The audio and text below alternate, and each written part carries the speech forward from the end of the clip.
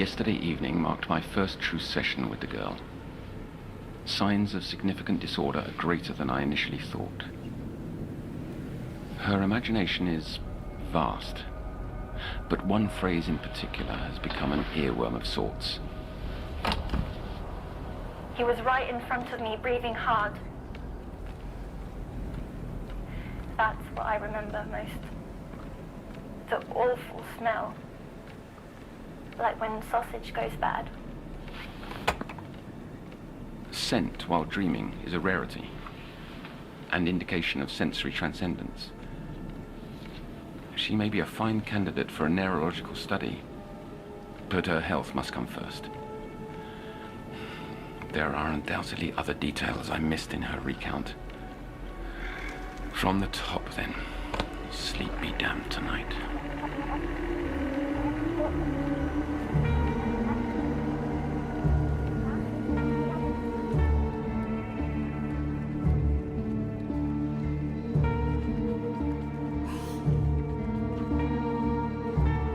You're listening to The Sounds of Nightmares, an audio fiction series from the world of Little Nightmares.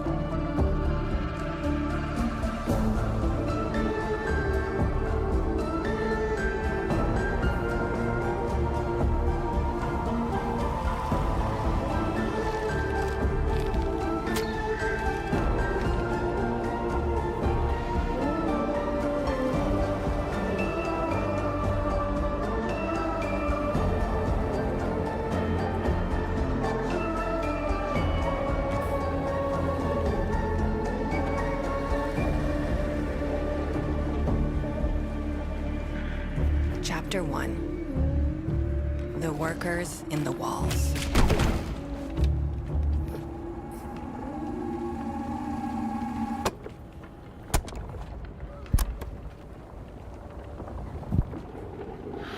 This is the counselor. Herein are my preliminary case notes for tape number 54, session number 1, patient number 1220. Referring to children by numbers. Our relationship goes beyond mere ethics, so I can leave that practice to the heartless quacks on the upper floors. But to remain professional, I'll use a moniker the girl's given herself. Noon.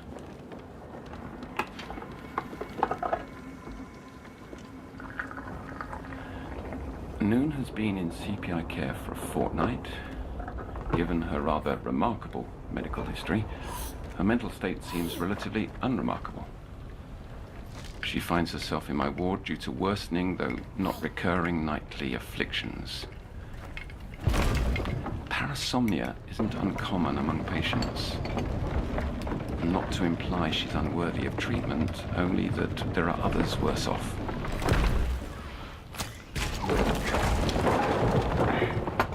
Noon also displays signs of mild trauma. As such, nightmare disorder is possible. Given her diffidence, the focus for this session is to build rapport. I'm hopeful Noon will open up and will learn what lies inside that little head. Oh,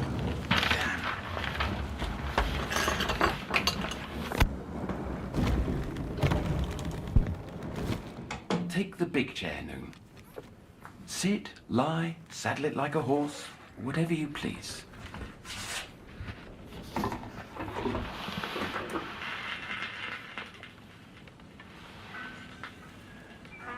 How's that? Fine, I guess. That look on your face says there's more on your mind.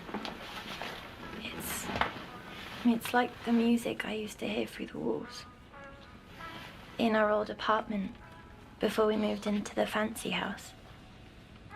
Would you like to talk about that? Your old apartment? No, Counselor. All right. An easier question to start.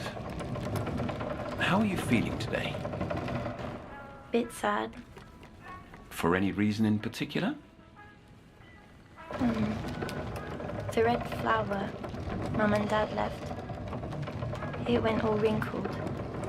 I tried lifting a petal and it broke off. But then I saw why. Little crawlies. Everywhere underneath the dirt. aphids. How unpleasant. Must be hard here all alone. That wasn't just the flower to you, was it? No, Counselor. Your parents only want you to feel like you again. And we'll see to that. One day at a time.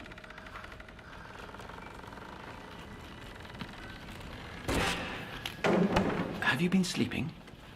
Yes, Counselor. Call me Otto. Sleeping well? Yes. Noon, this is a place of honesty. The truth. Please. Fine. Middle of the night. I keep waking. And are you perspiring? Sweating? Oh. Yes. And my heart beats like there's a pecking bird in my chest. Did these nightmares coincide with the onset of your sickness? No. Only after. And do you remember your nightmares, or do they disappear come morning? I remember. Everything.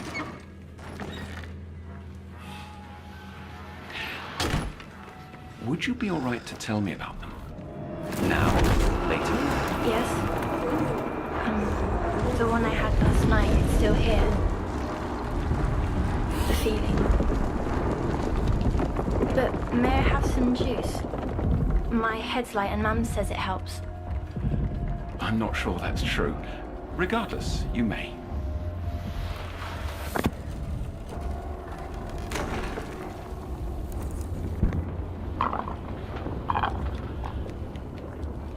I see you eyeing my painting. I've had it since I was a boy. The Zahir's Gaze, it's titled. Why is it so blurry? It's a hidden image. The trick is to unfocus your eyes. Try it. There. Can you make it out now? No. I've got an idea. Keep your eyes on the painting. Let your mind wander. Meanwhile, you can tell me your dream, if you've finished your juice. I have. From the beginning, then.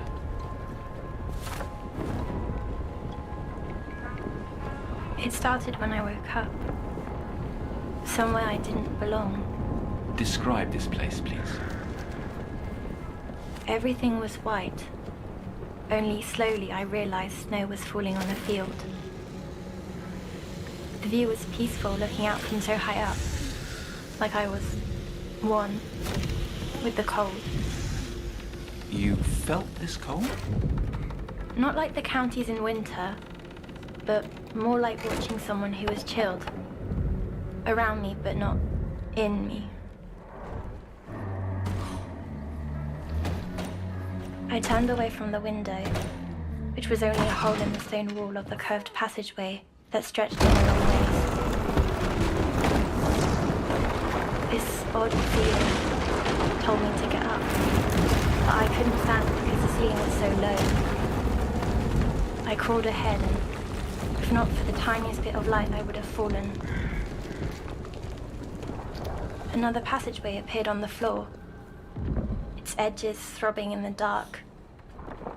Suddenly, I heard a clinking from below. That same feeling told me I was lost inside a giant. A huge one made out of stone, and the only way out was to keep going through its veins. I climbed into the pitch dark, and immediately began sliding down the icy wetness, going and going, faster and faster.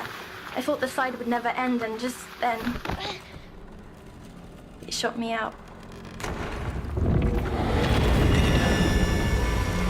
Not like when you fall for real.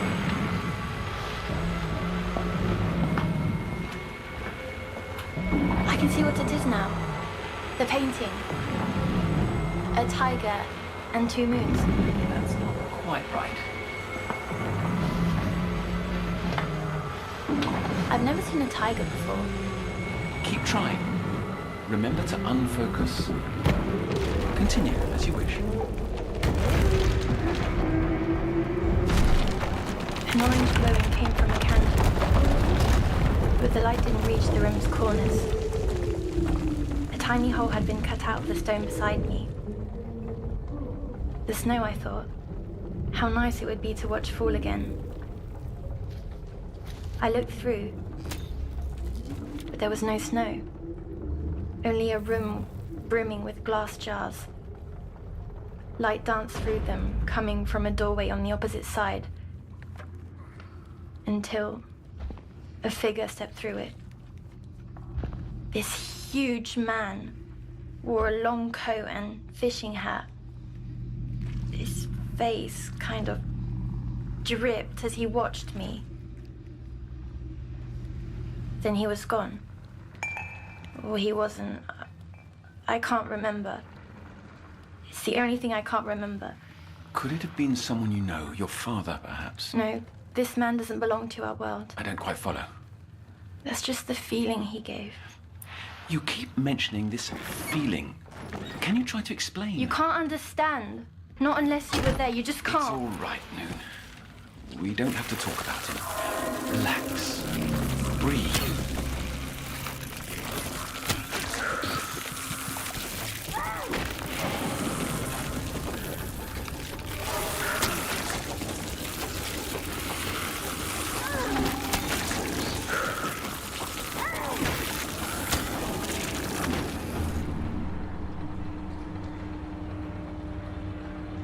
Turning from the hole, I spotted an exit on the far wall. That's where the clinking was the loudest. I started towards it when a shadow ran out from the corner. That of a child. I shouted, "Hey! Where are we?" But quiet as a mouse, climbed through the pulsing exit. And carelessly I followed. The room over was bigger. And the child was gone. All over the walls and floors were more pulsing passages, like living ant tunnels. All kinds of springs laid about, and little oil cans and strange tools. Suddenly, footsteps, approaching, matching the rhythm of the clinking. Knowing I didn't belong, I hid behind a wooden box. Peeking up, I saw other small shadows entering the room. They stepped by each other silently. Most passed into different doors, but two stayed behind, searching through the springs. They were not children, not at all. Even in dim light, they remained shadows. Things not quite there, as if forgotten, not wanting to be seen. They held nasty tools and their empty faces showed they weren't very bright. Both stood, looked down the passageway, and jumped. With nowhere to go, I did the same, climbing to the platform below.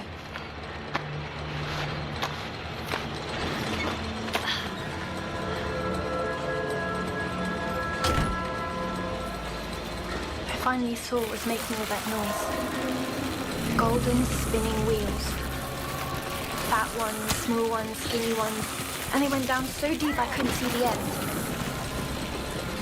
I didn't know what they were until that faraway feeling came back and told me.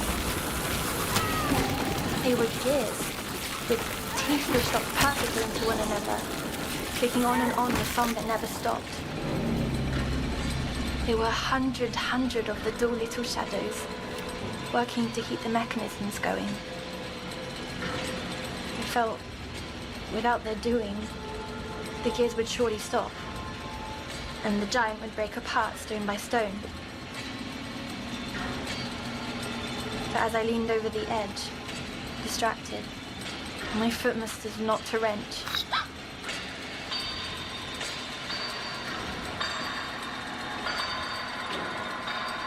All the shadows stared up, and a few began climbing my way.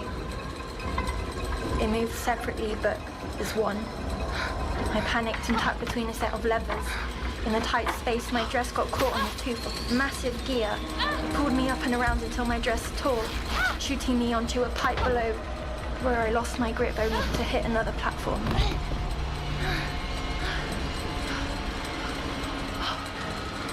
The shadows stopped chasing me, working again as They yanked at the piece of my dress, now stuck between two gears, causing all the others to slow.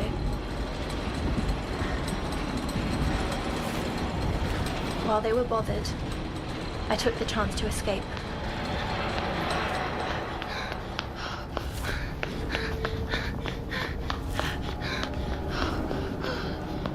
The wall in front of me went down and around, forever and ever, along with the mechanisms.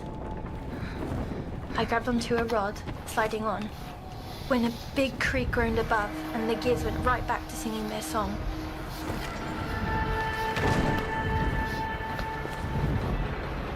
The ripped fabric floated down before me, passing by a tiny crack in the stone. Painful cries came through it. I shouldn't have wanted to know what was on the other side, but I did. A small room with chains covering the floor, and 3 identical nun-like dresses, freshly pressed, hanging by a bed. Then, the chains jangled, and my heart stopped.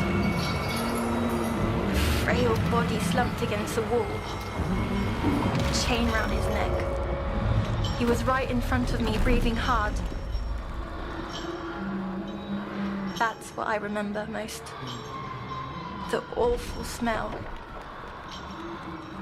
Like when sausage goes bad. Hold on a minute, Noon. You distinctly smelt his breath? Not his breath. Him. So rotten it still stings my nose now. How certain are you? You told me to tell the truth, Noon.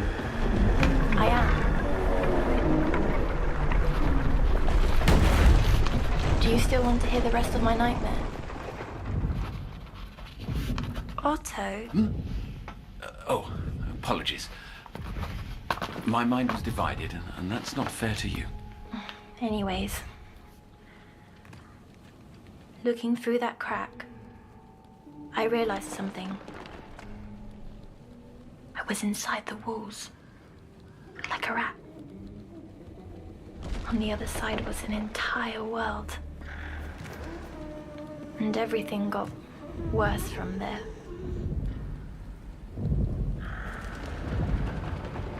Lower and lower I climbed until I'd gone down so deep that there was nothing but steam and darkness. And louder ticking, back and forth, back and forth. Wanting to give up, I sat listening.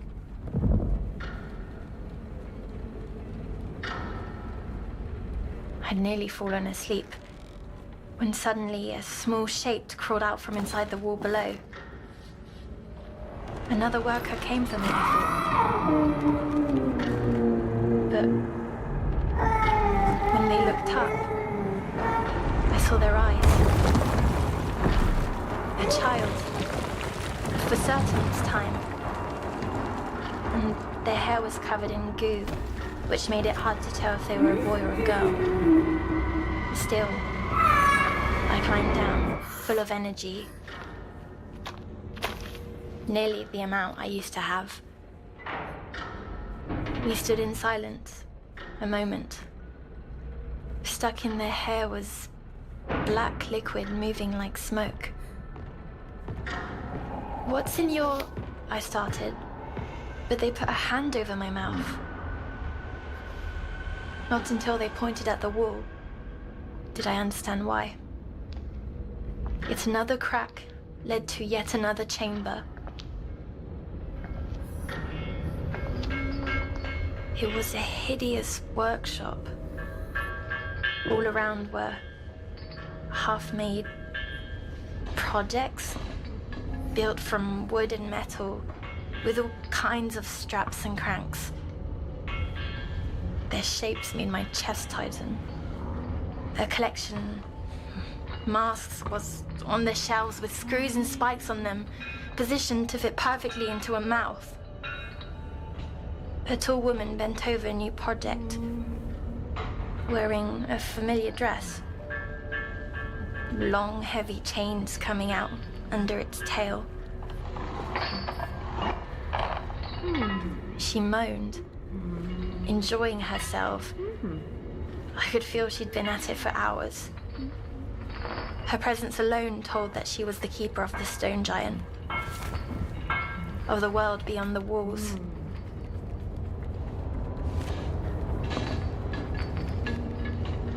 Turning to a pile of scraps, I saw her face. Equally old and young, and her skin stretched back so tight that only her eyes seemed human. I wanted so badly to know what she was building and to scream all the same. But before I could do either, my new friend pulled me away. It pointed up. From between the planks, a shadow studied us. The child pulled my arm, but it was already too late. The worker looked down beside me, inspecting my body like a tool, reaching out with its wrench. The child pushed me away, letting a sliver of light shine out from the workshop to hit the shadow. Faster than fast, tugged back into darkness, desperate to keep hidden.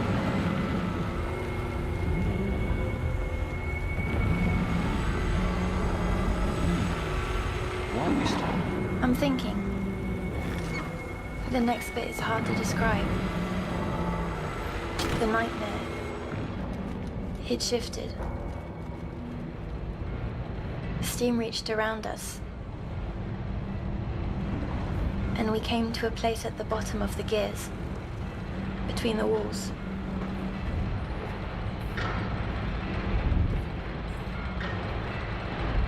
In front of us, a long pendulum whooshed back and forth.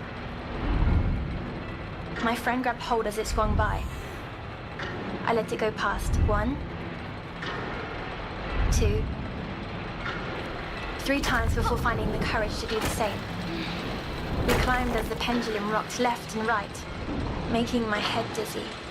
Just a little more, I repeated to myself, until my friend reached out a hand to pull me up.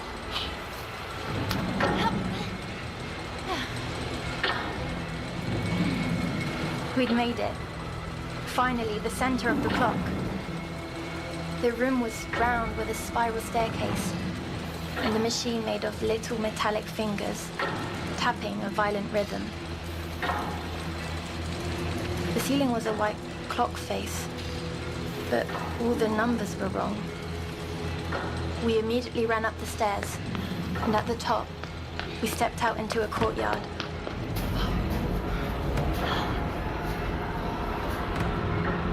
My body began shaking as I heard them. Shouts and shrieks of pain. All I could do was stare up at the circular walls, which I had just been inside. This was the true building. There were a million rooms like the second one I peered into, all the way up with hands and limbs reaching out from between the bars that kept them locked in. My heart pounded like one of them, a prisoner trying to get free. I shouted, "Wait, please!" But my friend was across the courtyard. Then, a jingling. The tall woman jumped down from above, and with thumping steps, she went after my friend. The chain leapt out beneath her dress, like a snake. It caught their leg, and the woman dragged the child through the snow, kicking and yelling. My friend, scared to tears, yelled for help, and the woman spotted me. She began plodding my way, and fear froze my feet, getting closer and closer, and all I could think was, who brought me here, and why was I made to know these secrets? With skin so tight, her mouth opened only a sliver, with blackened teeth inside, hungry for something. Something that swelled inside me. Then I woke up. That's awful, Noon. I'm sorry. The woman in particular sounds disturbing. Yes, but she didn't scare me most. Not after I woke up. It was the workers. Because they were mindless? No, because they were hidden. Nobody knew they existed. That's how I feel sometimes. Since getting the water sickness, as if things are in my body, but instead of making me tick, they're killing me, like the bugs in the flower pot. Oh, I can feel them in my head. Noon, listen to me. I'll do everything within the limits of my command to help you. But there's nothing bad inside you. Nothing. All right. I have one more question, and then I think it's enough for your first day, okay? Okay. Noon, have you ever heard of mutual dreaming? Mutual dreaming? Sharing the experience with another person. How could what's in my head be in someone else's head? And who would I share it with? Questions that have hounded my outer colleagues for years. Your perception of temperature and smell while dreaming is sometimes thought to be an indicator of this transpersonal phenomenon. While I'm not convinced of its ontological validity, I've longed to study a case like yours. Unfortunately, I've only known one other person to exhibit this faculty. Years ago... Who? Were they like me? My beloved Cece. And not quite. In any case, my ambitions fell off. I lost sight of many things. But you've stimulated a part of me nearly forgotten. Oh. I think I see it now. Otto. Yes, that's right. We're in this together. No, the painting. Oh. It's a map. Of stars and two circles around it. Yes, good. An astrolabe, in fact. Astrolabe? An ancient instrument used to locate positions in time and space. Now, surely you're exhausted. I don't want to go to my room. To sleep. Will you walk me back? Of course. And we can't forget your nightly confectionery. Here, Noon. Take your pick. Sweets for my sweet.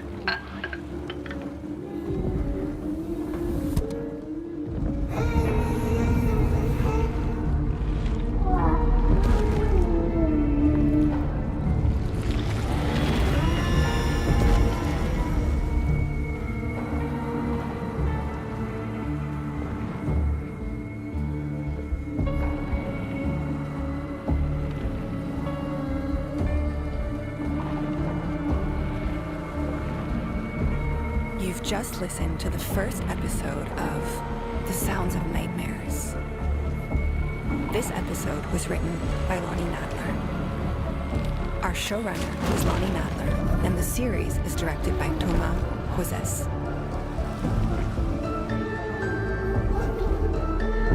Noon is played by Amy Purshouse, and Otto by Kester Lovelace. Music created by Tobias Livia and Thomas Joses. Production supervised by Alizé Debar and Lucille Rousseau-Garcia. This series is based on Little Nightmares from Bandai Namco Europe.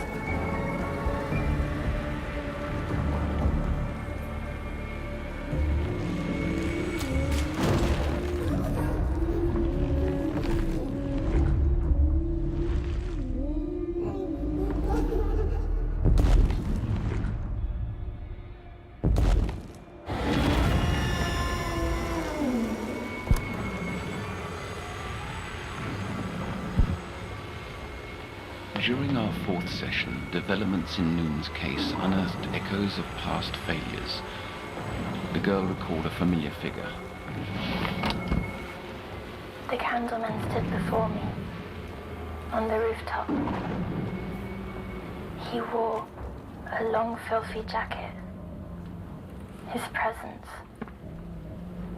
It reminded me of when the tide goes out. An uncanny sense of déjà vu. For Noon had seemingly encountered my Cece's very I thought him lost forever.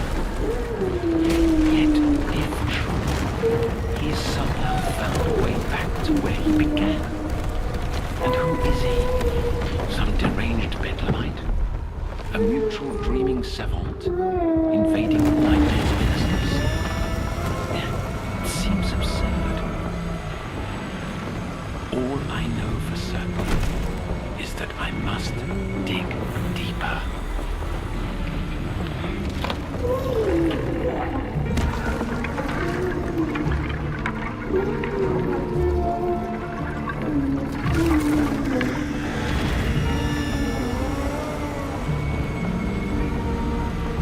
You're listening to The Sounds of Nightmares, an audio fiction series from the world of Little Nightmares.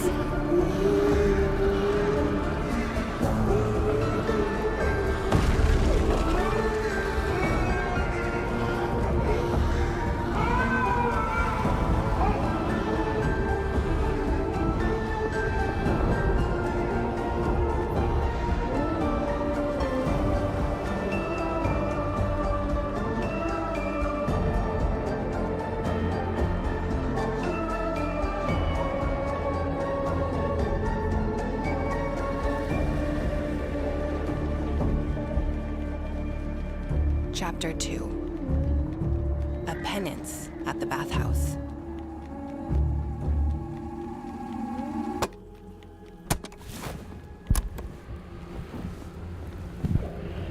This is the counselor. Tape number 57, session number 4, patient noon. I was presumptuous, judgmental.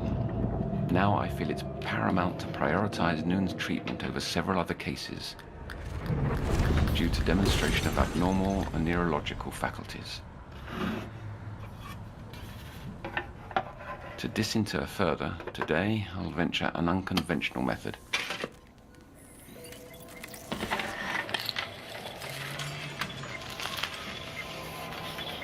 Admittedly dated, but this device should help attain further clarity.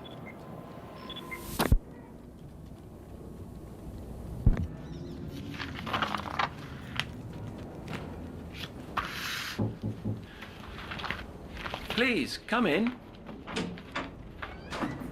How are we doing today, Noon? Otto, what happens to a stone that has overcome its greatest fear? You're telling a joke? Yes, but I never got the punchline. I'll have to think about that. There, look! A moth!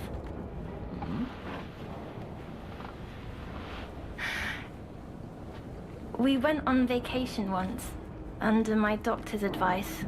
Swarms of moths gathered round that balcony each night.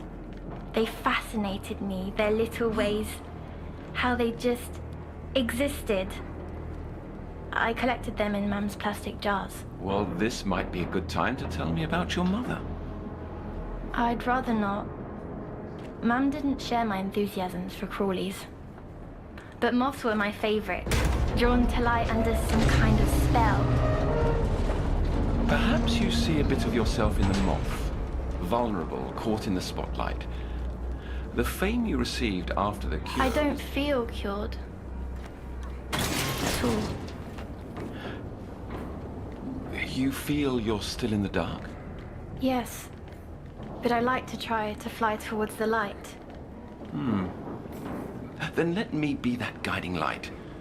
And eventually, together, we'll leave your darkness behind. How you said that reminds me of the place I visited. On your vacation? No, last night. In my dream. Let's make sure you're comfortable before jumping in. Oh, I feel at ease. Calm even. Can I tell you about it? If you like, then I suppose you... I awoke to wet air on a rooftop.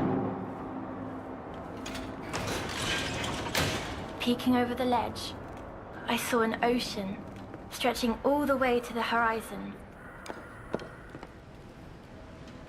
On the nearest shore, giant fish-like contraptions crawled out from the waves. And from their mouths, plump men and women emerged. Faces hidden behind wooden masks. bodies tucked away beneath mucky brown robes. Some used sticks to labour up the long, winding boardwalk leading from the beach to the lantern-lit market below. Their destination was behind me. A distant, crooked bathhouse. A voice whispered, "Hey!" And I turned to see a grubby, breathless boy stepping off a ladder. He dressed in tatty shorts and shirt covered in pin badges. He said, "Do you know a way out of here?"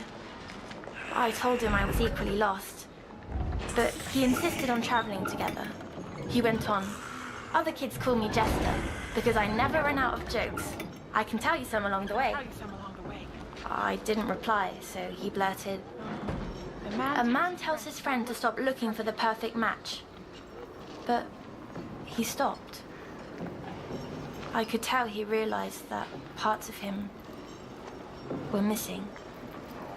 As if just being here was changing him. I realized something too. My headache was gone. Jester yelled out, "Oh, he tells him to use a lighter." Then this boy was the impetus for your joke. You met a child in your nightmare prior, but this one sounds far more normal. He looked like the kids from school, only kinder. The ones at school teased me. Well, until I fell ill. After the water sickness, the same children who made me dread walking through those rotten gates began sucking up. But I've always been the same me. Funny. I feel less me now than before. Children can be cruel. I had my share of tormentors in adolescence. Really?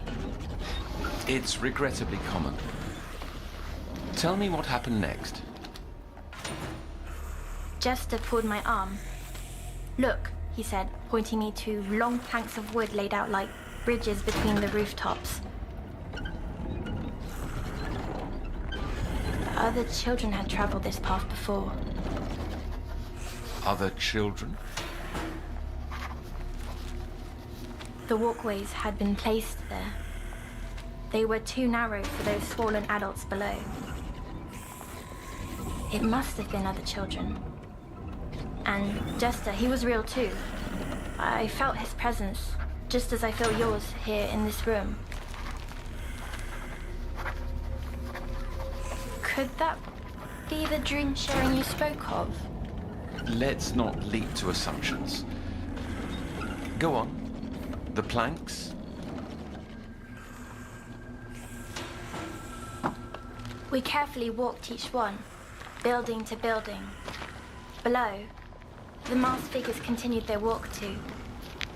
Every now and then, a traveler would leave their place in line to take goods from the many merchants who'd offered all manner of soaps and perfumes. Their flowery smells mixed with the fishy stench pouring from the chimneys of the bathhouse.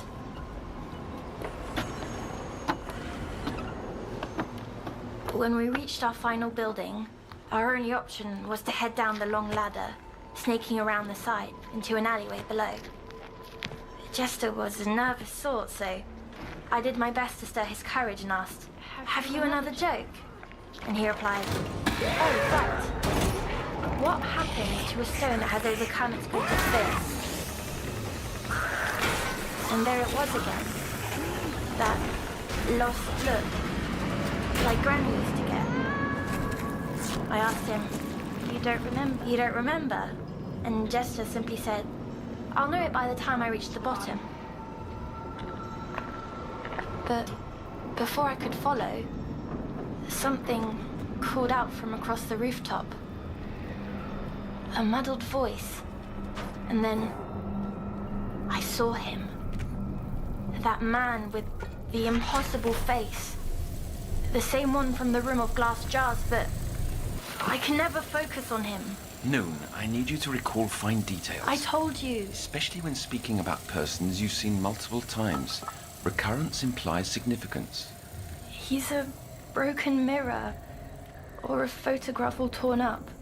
Impossible to piece back together. I have something. A magic glue for your mind.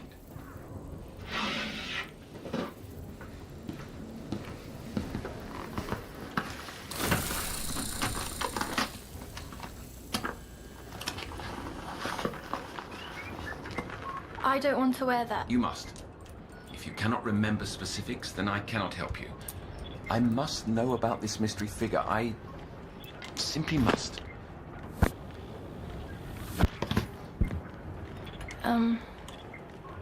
All right then.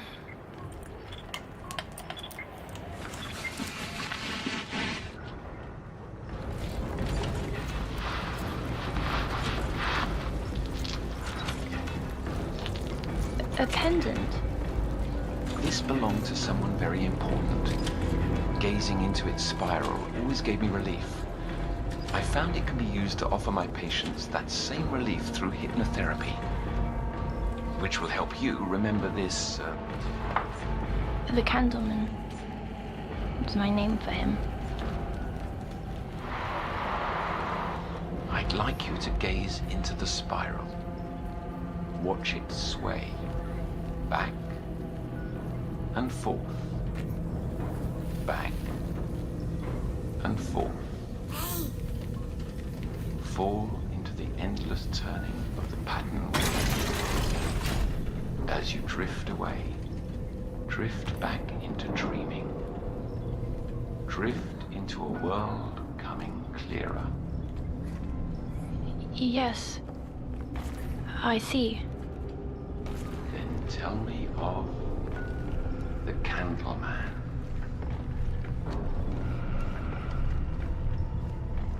The Candleman stood before me, on the rooftop. He wore a long, filthy jacket. His presence. It reminded me of when the tide goes out. And his face. It moved beneath his hat. Like soup. Bits and pieces rising and sinking. Wait.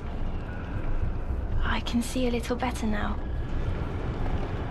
His eyes are long slits. Skin rough. Sagging. Like melting wax. He didn't speak, but somehow I knew. The Candleman wanted me to open myself to this place. Yes, he has for a while now. Every night. Every night. Oh, I can see it all. A web. He's been with me this whole time. Watching. Observing. Waiting. What does he want? I don't know. Someone shouting. I turned to look. I'd like to keep talking about... No, when I turned back, the Candleman was gone. I rushed to the ladder. At the bottom stood a fork-covered brute with filthy arms. He must have broken away from the boardwalk, and something hung in his hand, flapping like a fish. He headed to the bathhouse and something told me to follow. As I climbed down the ladder, I passed by an open shop window and poked my head inside. The merchant spoke in a raspy voice. "What's your pleasure?" A desperate moan came from the customer, and he said, "Suds, to cleanse this profane skin." And then the merchant lifted a bottle of pink liquid and said, This'll ease your pain.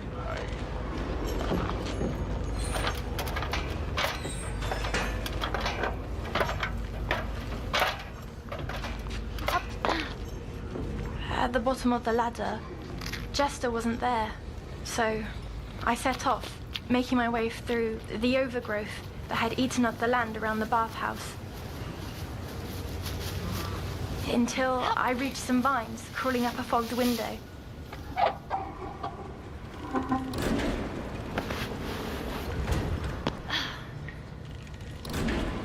I was in some kind of store closet.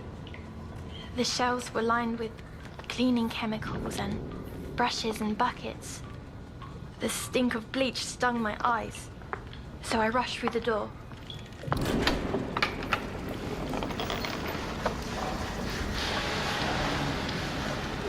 A room with shallow pools, and the same polluted taste in the air as the stream by our apartment. Water parasite preoccupation. Something lives on, even after the cure, pinching my skin, pulling my organs. My head's like cracked pavement, and my scalp is itchy, so itchy. Ugh. Enough scratching.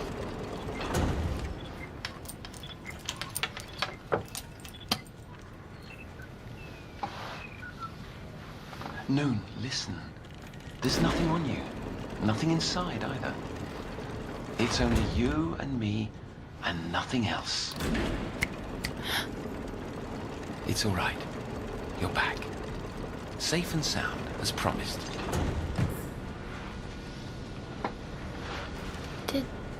Did it work? Were details glued back together? Some, though many pieces are still missing. And this continual mention of headaches concerns me. I'll look into possible causes and see what can be done.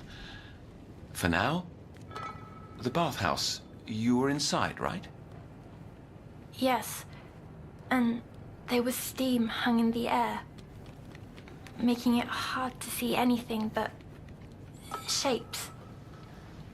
The shapes of bathers, unrobed and unmasked. Some lathered away, some crouched in the water, others huffed the sauna steam. The biggest sat scrubbing himself with something that appeared alive.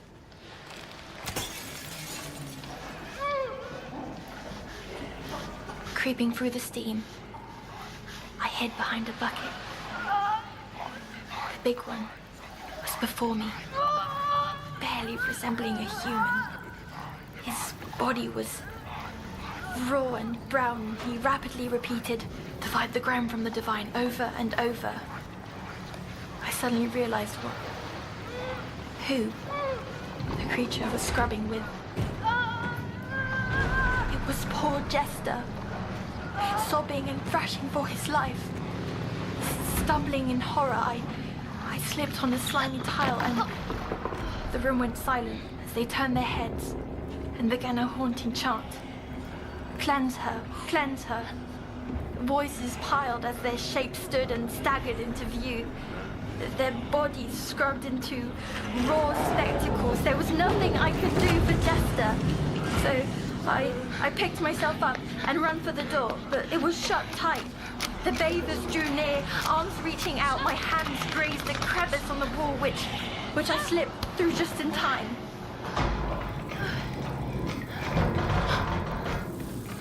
There I stood in the storeroom, once more. The window was open, my one chance to escape.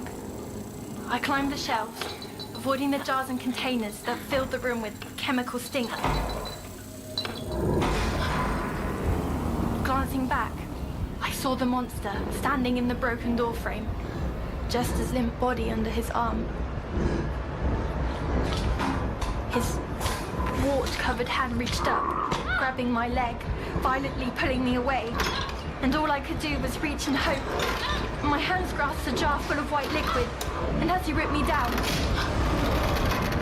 the jar followed.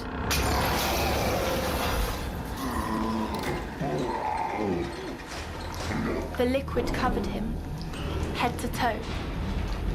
unleashing a cloud of gas that burned the very air, washing over me, sending me into darkness.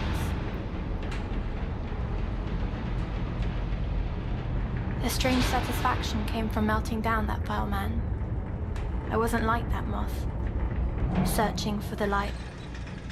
I was quite happy, surrounded by the dark. Soon enough, I was back here, in the copy.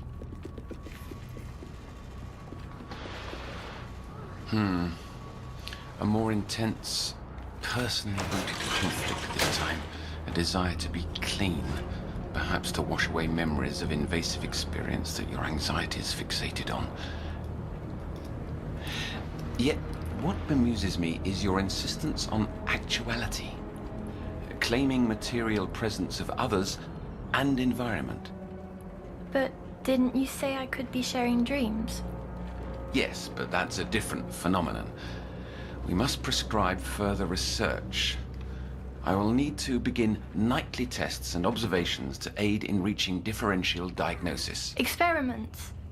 Do we have to, Otto? They'll help you feel better. And that's what you want, isn't it? Well, yes.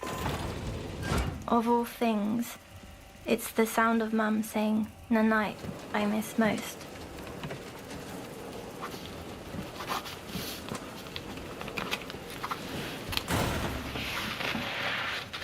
The stone becomes a little bolder. Pardon? The answer to Jester's joke. It's an old one.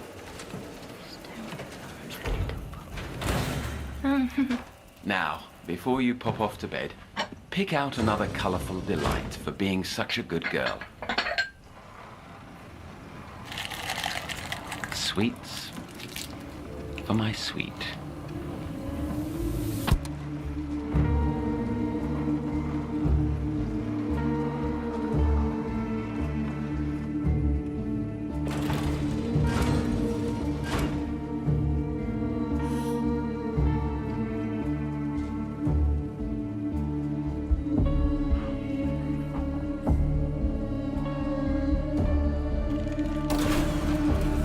Just listened to the second episode of The Sounds of Nightmares. This episode was written by Mike Bambridge, aka Super Horror Bro, and Lonnie Nadler. Our showrunner is Lonnie Nadler, and the series is directed by Thomas Joses.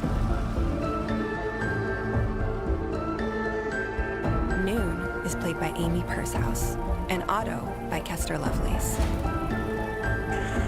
Music created by Tobias Livia and Thomas Joses. Production supervised by Alize Debar and Lucille Rousseau-Garcia. This series is based on Little Nightmares from Bandai Namco Europe.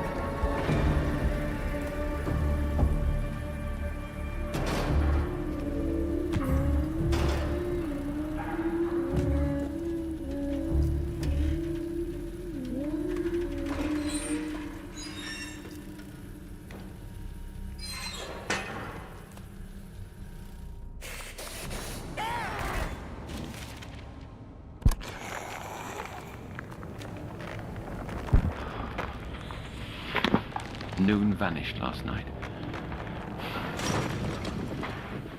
As she slept, I was monitoring her ultradian sleep cycle. There was no REM-NREM oscillation. Instead, involuntary spasms grew progressively worse.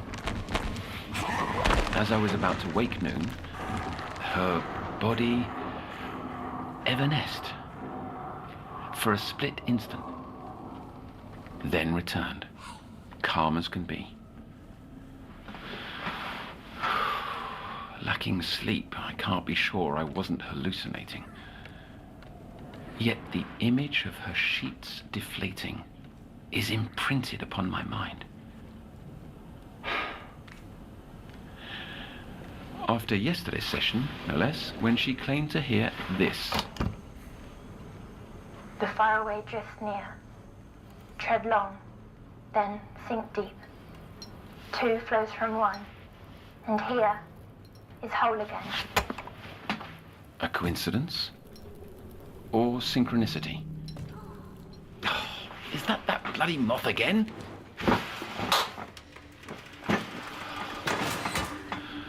Riddle piles upon riddle, and answers continue to elude.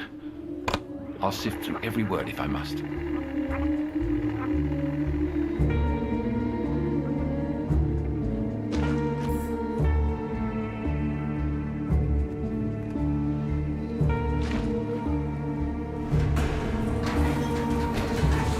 You're listening to The Sounds of Nightmares, an audio fiction series from the world of Little Nightmares.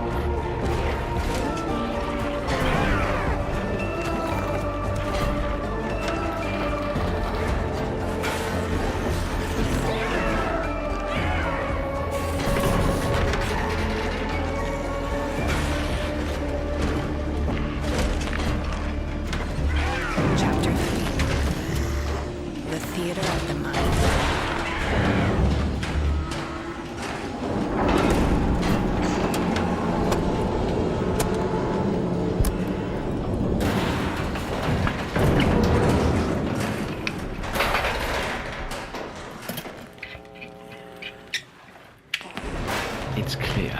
New symptoms don't mean calcinoids. Her retellings are too detailed, vocabulary too advanced, as if derived from the Oniric itself.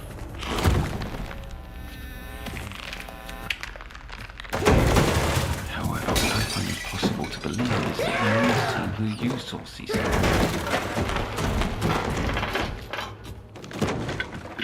if two people, without any contact, shared the exact same observation, is it proof of transpersonal dreaming? But such implies concurrence, and these dreams are years apart. Then, no, I cannot be taken to metaphysical backwaters, sounding like my old professor. I've remained balanced over the years by clinging to the notion that my recollection of what happened years ago was wrong. But now, those memories are coming home to roost.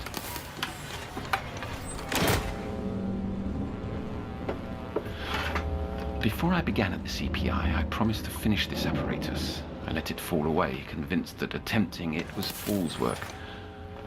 Now struggling to put myself in her shoes, well, fool me twice. Oh!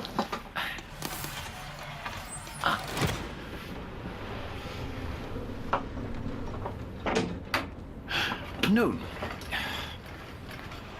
You're meant to wait outside. What are you working on?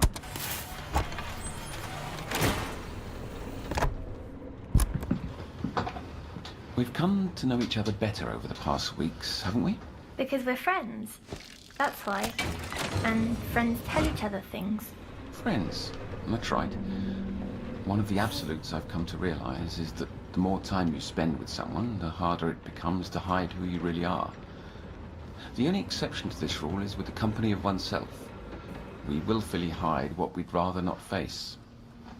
Like the candle man you mentioned seeing under hypnosis. I don't like that. What? Hiding things from myself. Nobody likes it. That's why it's important to reveal your inner face. Depth analysis, we call it. And so, I'd like you to think of this session as a dialogue with your unconscious mind. You are asking the questions, not me. Asking myself questions. I'll help, but as you go, I'd like you to try. So, this candleman, did you see him again? I did. And what was this meeting like?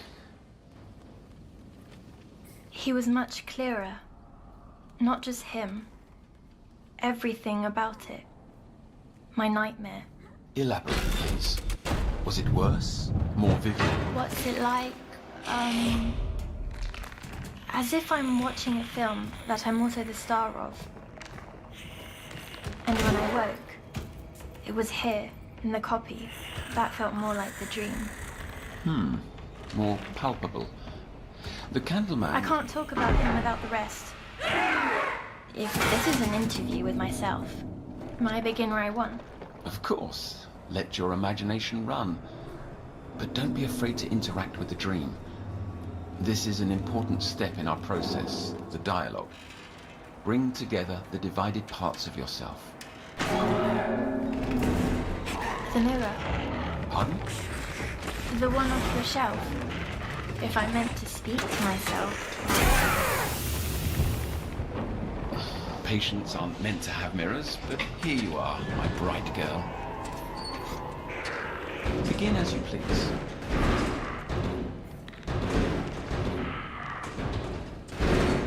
In the dark. A hand let go of mine.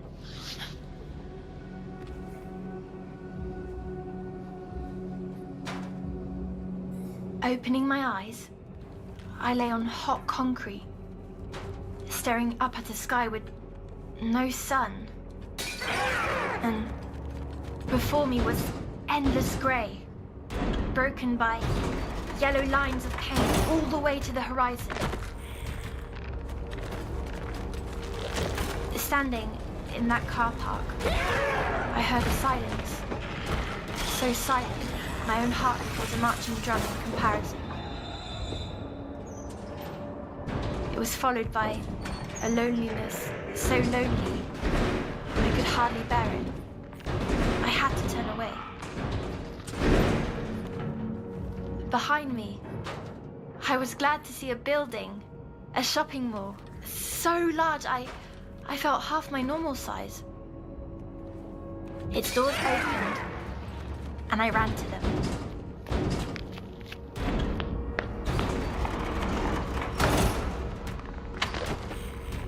Inside the promenade, the lights flicked on, one by one, greeting me as the PA speakers came alive with music. It had been ages since I'd visited a shopping centre. I didn't know where to start. You saw no need to find an exit right away. I felt like I was in good hands. But many shops were closed, though. There were no doors and no displays in the windows. Or there must have been hiding windows because I could see shadows beyond the glass. After passing by several shops this way, I grew disappointed. But that's when a cowboy's voice came over the speaker. Sale at Jujubee's Toys. Dolls, games, puzzles and more. Ground floor by the fountain. I could see that fountain in front of me. And on the other side was a bright green storefront with bubbles floating out the entrance.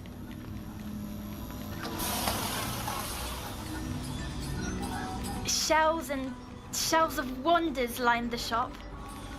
The toys on the first shelf were very old, but deeper shelves held the same toys I had back home, and deeper ones held exactly those I'd wished for, even little Lottie Potty. But these Lotties had black eyes, not blue, and their skin was yellow like autumn leaves. The shop owner wasn't present, so I grabbed one and began playing on the carpet.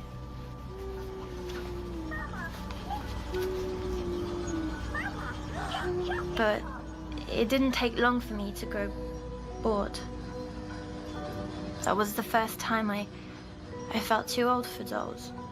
Maturity is natural as you approach adolescence.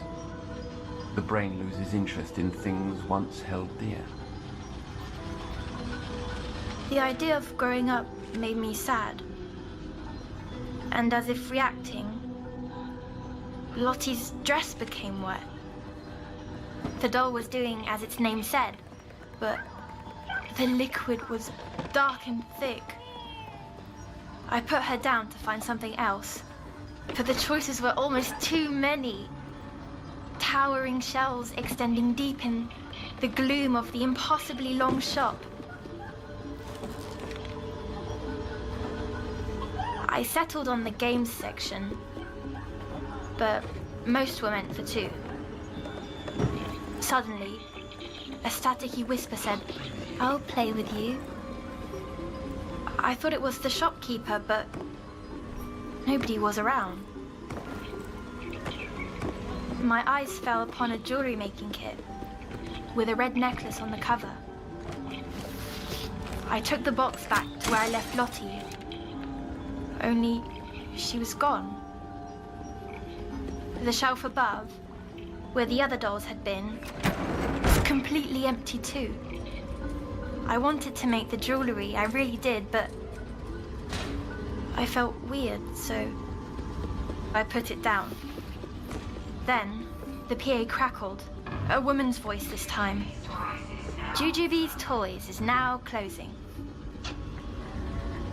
The lights shut off, bubbles stopped, and the last thing I saw before exiting was the train set crashing to a stop.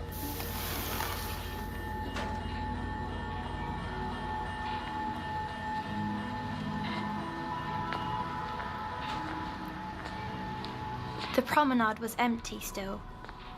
Each step echoed across the walls and floors, which were pearl white and had patterns like veins. I came to 3 sets of stairs, side by side, leading to the next floor. I chose one, and reaching to the top, I saw another open shop. Mademoiselle's Bijouterie. Bijouterie. But regardless, you could read this. Yes, the letters were quite big. Have you been able to read in your dreams before? I'm not sure. That's not a question I would ask myself, though, Otto. Apologies. The glass case in the center of the room pulled me in, full of gold and silver necklaces. Hanging in the middle was an enchanting red pendant. And before you ask, yes, it was just like on the box at the toy store. The PA came on again. A free gift to all little girls 10 and under. Without asking, I put the necklace on, glowing like a ruby teardrop. With my gift, I set to leave, but someone must have left the speaker on because I heard arguing. "Don't overdo it," said a first voice, followed by a second. "One more prize can't hurt."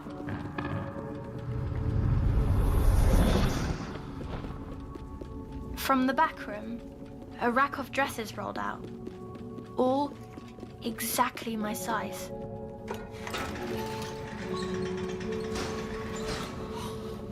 It'd been ages since I'd been allowed to pick out my own dress. The telly people chose them for me. These ones were very pretty, with lace and bows and stitching, but one, it was the plaid dress I wore the day I arrived at the copy. How could my dress be? Your real life doesn't often mix into your dreams, Moon. Why now? I'm asking myself questions. Well, the only explanation is that they could see inside my head. I'm not sure that's logical. Let me finish, please. You'll see. Back out on the promenade, the shop gates began to slam shut. I was worried the mall was closing, but on the floor above, a set of spinning bright lights came on. The music stopped and the PA crackled with a sing-songy voice. "Showtime's patrons, Our daily motion picture will begin shortly. Hot popcorn's popping and the seats await in the playhouse. The rest of them all went dark, making the lights more enticing to follow.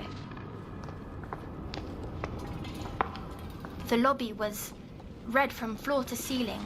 Buckets of popcorn overflowed on the concession stand.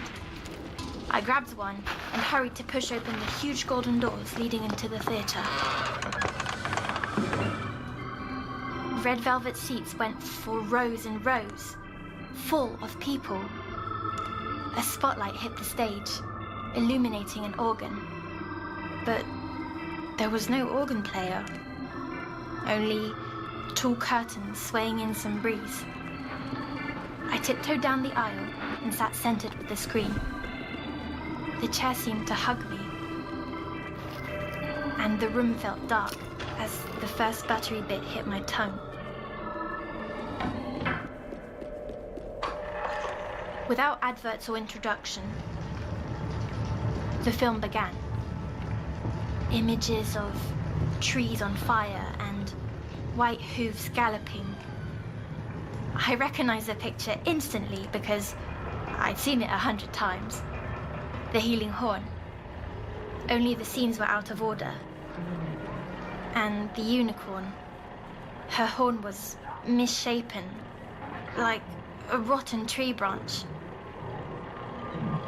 The evil prince's face, too, was wrong. Feeling out of place, I looked around. The audience, I realized was not people, but mannequins. All of a sudden, a familiar scent entered the dream. Ocean. I was no longer alone. The dusty projector light made it difficult to suss, but a few seats over was the Candleman. His eyes and mouth were deep black pits inside a mess like a wet gunny sack, sagging down the floor. Without turning, he spoke. What? What did he say? It was like a voice underwater. The words could hardly escape the folds of skin. He repeated them to me. The faraway drifts near. Tread long, then sink deep. Two flows from one, and here is whole again. And then? What else?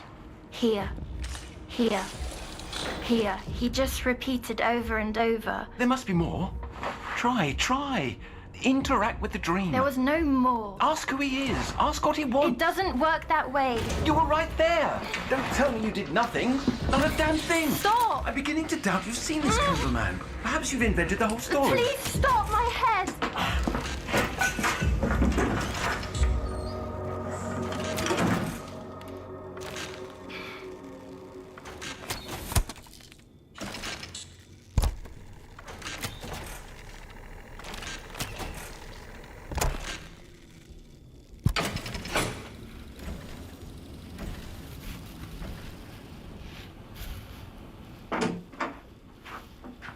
What are you doing with the mirror?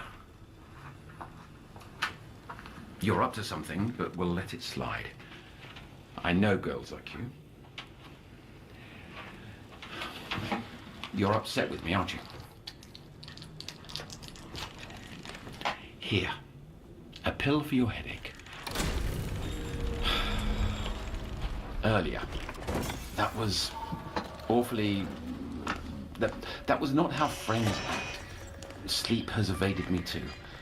I've grown worried, trying to... Please forgive me. I'd very much like to hear the rest. I won't interrupt. You have my word. Fine. So, you were in this theatre with him? All kinds of pictures flashed on the screen. And then he was gone, leaving me alone again. Or so I thought. The projector flickered in the booth. I dashed up and found the door ajar. a new voice came over the PA. Angry. No patrons in the projection room. The door was stuck, but I pushed and pushed. The PA boomed, "You must not enter!" The projector I saw first was shaped like a deformed eye. Then, my attention fell to the mass on the floor. A brain? A heart? No. Its muscles pumped and pumped, and its tubes ran into the walls. The voice came both from inside the room and over the PA. Happy day, no one. Happy day, no one. It knew my real nickname. The ones kids at school scribbled all over my books. How? Because it was in my head. I asked, You're the one who's been talking. All those voices. Then, I saw countless film cans around the room and understood. It was so alone. It took to imitating.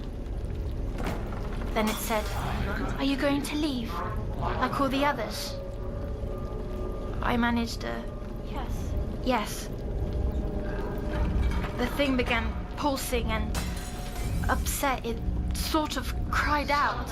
So many, they take what they want and go, or get snatched away, or worse. It paused, then went on. "Whatever you desire, it's yours." But I didn't want anything from it. The PL belted, "The pendant! You wanted that!" The pulsing worsened until another voice came within the first. "You've driven another away." I felt bad for it. Or them. This place had been warped by pain and wanted so badly to keep me. Even the walls began throbbing. What could I do? I ran down the stairs out of the theater.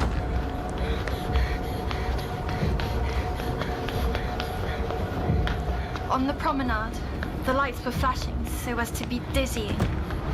The PA screeched, "Everyone needs someone.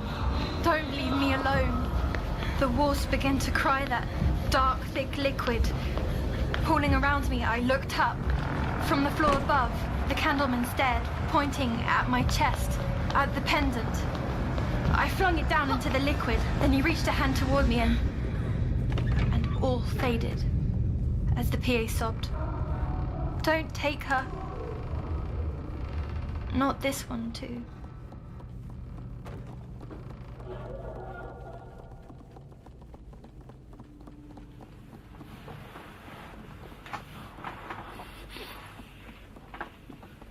There was, excuse me, a curious phrase, warped by pain. Is that how you feel sometimes? Noon, are you still angry with me? Or distracted by the mirror? Behind my ear, there's a saw. Is that why you wanted the mirror all along? It's like the ones I used to get. I need to see it.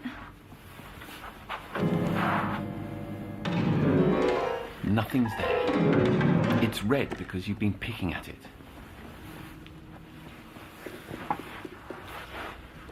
I have one more question for myself. Why do I have these dreams? Water sickness, that's my answer. Noon, it's wiped out of your system. There have been no known reinfections. It's in your mind. But what if the cure is the cause? I never had nightmares or headaches before all of this. Before going on telly. Before this... No. Come here, my girl. You are not sick. You're perfectly fine. You're a perfectly wonderful little girl. This time I will protect you. I'm sorry. You were squeezing so tight and it slipped.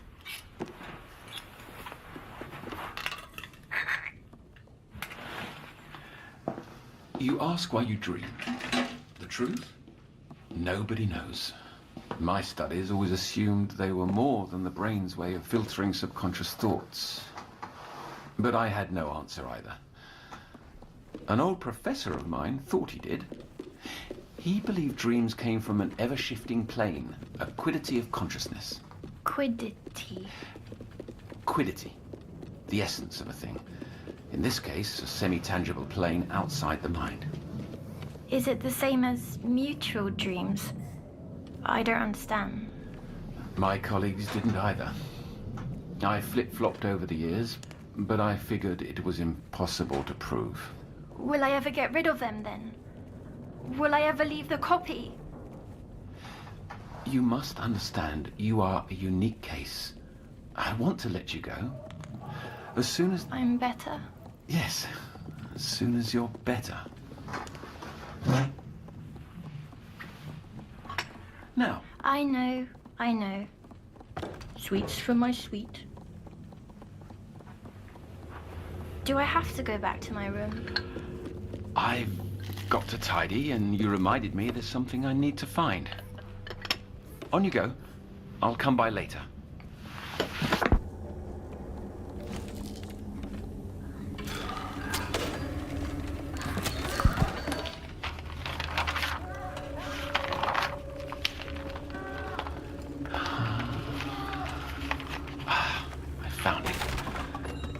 That stained my professor's career. Kept it all these years, hoping and dreading there was truth in these words. We know now that there is no center to the universe. Previously, we thought it was the sun. Before that, we thought it was the earth. Our species always insists that ours is the quintessence of experience. Yet scientific observation proves our folly ad nauseum. If geocentrism took centuries to disprove, the question is not if, but when the same will happen to reality itself. That which we are equipped to perceive may not be the only world, let alone the predominant one.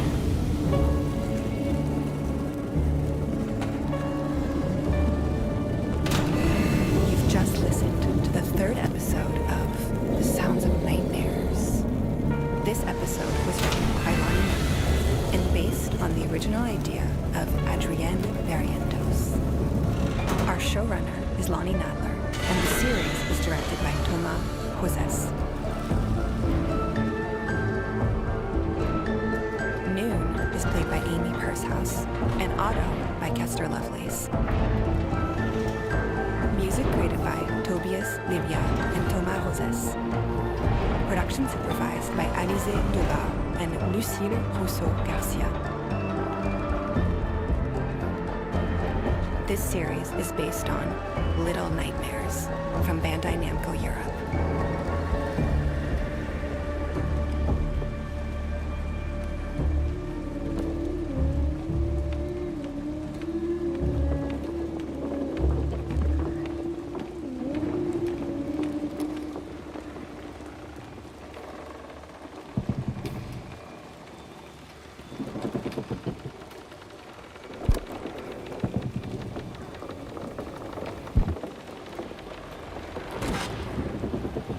Duality, a notion essential to psychology.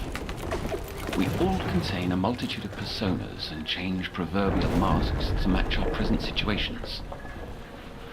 The body is the container for this legion within, allowing us to maintain the important illusion of a singular self, the very basis of human experience. In Noon, there lies both the innocent child and the disturbed traveler. Both fight for control. But what happens when the duality is not only in the mind? 2 breaths. Why could I hear them breathing? Why could I feel them breathing? My body was... Given her vanishings, I fear it is not only her inner self which has become subject to division, but her body as well. One child, torn between two worlds.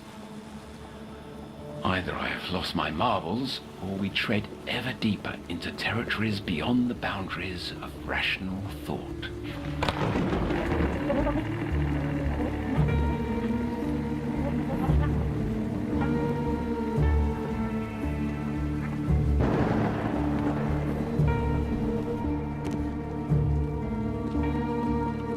You're listening to The Sounds of Nightmares, an audio fiction series from the world of Little Nightmares.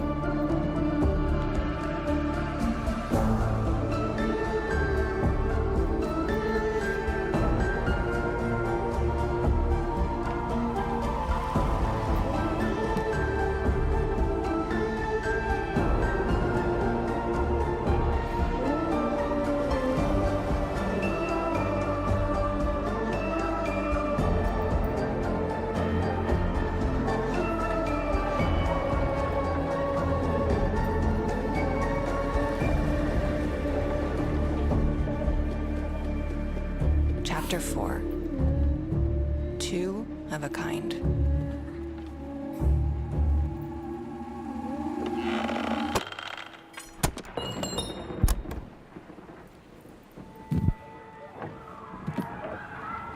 Otto, what is this place? The reunion room. Is that cake they're eating? May I have some? Can I go in there? I'm sorry. You may only watch. My colleagues don't allow inpatients to mingle with outpatients. Those who are ready to go home to their families, I mean. Sit tight and I'll get you some cake.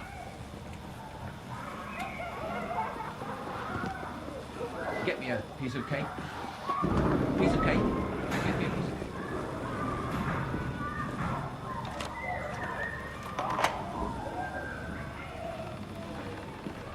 There. Fine chocolatey slice. They're not waving back. Ah, it's a two-way mirror. We can observe them, but they can't observe us. I'd like to ask about last night. Last night? You were in bed with the brain activity monitor on. One moment you were there, and the next, gone. Where did you go? I don't understand. I watched you myself, so I know you didn't get up and leave the room. Wasn't I asleep? I don't recall any of this. You vanished, Noon. I thought I might have been mistaken at first, but the EEG readings persisted, as if you were still there. Several minutes lapsed, then you reappeared. That makes no sense. And this wasn't an isolated event. What do you mean? I can't just... People don't just disappear. You're supposed to help me. You're supposed to understand. And yet neither of us do. It's a major development, a bona fide anomaly. That's why we must be sure that... Is this some kind of trick? It's all right. Look at me. Focus on my eyes. Breathe. No, slowly. Breathe. 2, 3. Hold. 2, 3. Out. 2, 3.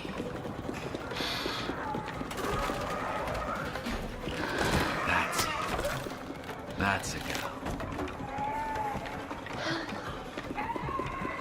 Better?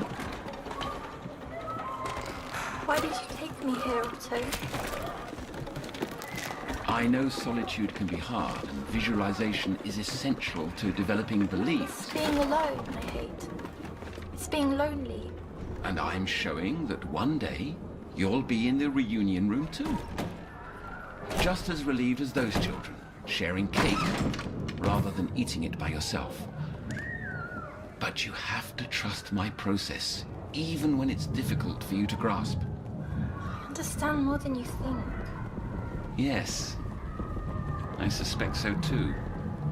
Hidden somewhere in your head. Come along.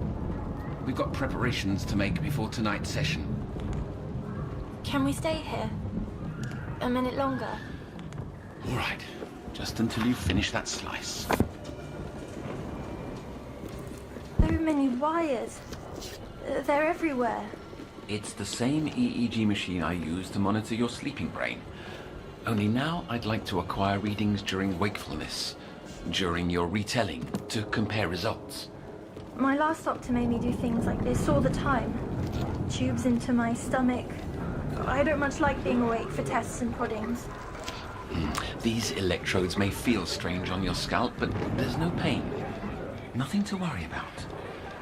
If anxiety rears its head, take deep breaths. Same as earlier, yes?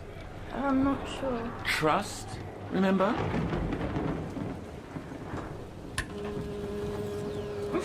Not so bad, is it? Can we get this over with? Of course. Begin as you like.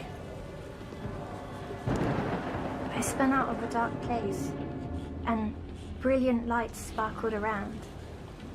Then far-off laughter and screams, but screams of joy. Gathering my head, I saw other kids sitting on wooden crates nearby. As I approached, they were surprised to see me, but introduced themselves one by one.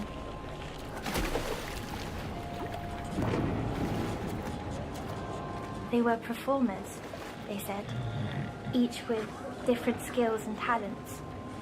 Juggling, fire breathing, trapeze something. Trapeze.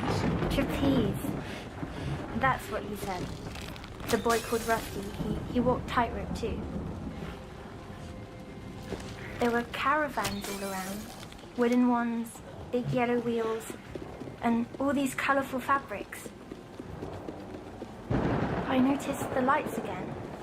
Fairy lights, shining down into the puddles from the rain that cleared before I'd arrived. Their reflection, swirling in the murky water, like a ballet, was beautiful. As I lost focus, the others went on talking, fast and loud as teenagers do. Teenagers? And how long have they been there? Performing in this place? Please, Otto, let me get through it.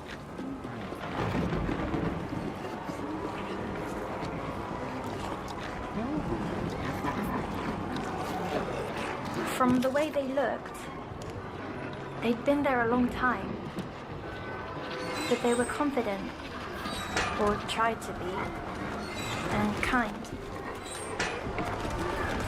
As the clouds parted, Rusty asked if I wanted to go on a ride. He said it was the best one because it let you see clearly. So I said yes, feeling a part of their gang. I'd never had that before.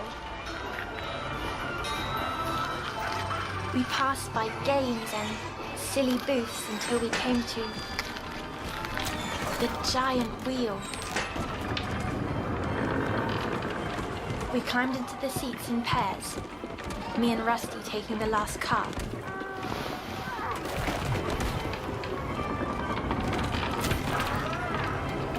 It went so high up that I could see the whole carnival.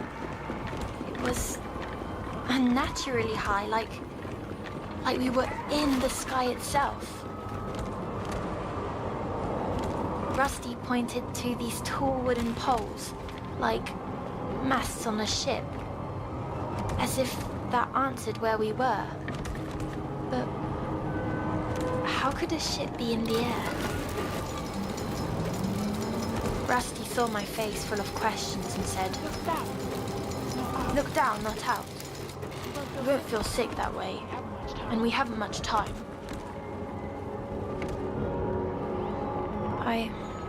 I remember feeling, for a moment, things were okay. On the giant wheel, for the first time in such a long time, I felt happy.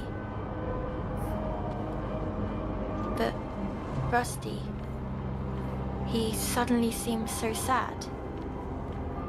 His voice shifted, and he continued, "That massive tent there, that's the big top." He said we'd be going there soon because him and his friends had a show to put on. I already knew the answer, but I asked anyway. You don't like performing, do you? He looked glum for a moment before replying, "I hate it." When I asked why he does it, Rusty mumbled to himself, but I couldn't hear with the wind so loud. Finally, Rusty turned and said, "They force us, and whatever they say goes." I didn't know who they were, but a bad feeling came over me, and I understood why we were really on that wheel. Because all the way up there, he could say what was in his heart without worrying about being heard.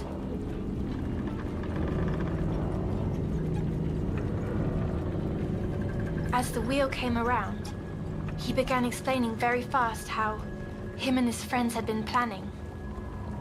Rusty wanted me to be part of the special show, where they would try something they'd never done before. He told me that my job was to be lookout, that if I saw a man in a purple suit, I needed to give him the sign while he walked the tightrope. I asked, "Is this the man who makes you put on shows?" Without really answering, Rusty kept talking. In the spotlight, some glow, while others shrivel into shadows. We glow and do as told, or... He didn't finish the thought, but I understood. The times I was on TV, I'd have done anything to avoid all those lights. So I said, "A simple sign won't do. I'll have to shout. A code only we'll understand. How about Big Top?" He agreed it was a good idea, and I realized he didn't tell me what they were planning, but when I saw him staring out at the clouds, I asked, "You mean to escape, don't you?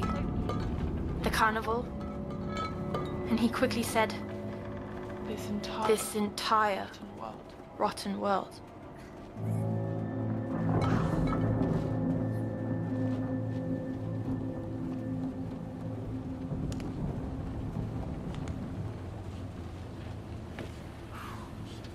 Was the boy expressing knowledge of a world beyond this carnival? I hadn't thought about it until now, but I guess so. I felt that too. That all the places you've been are one and the same? Sort of. It's like how this basement is connected to the upper floors, but don't work together.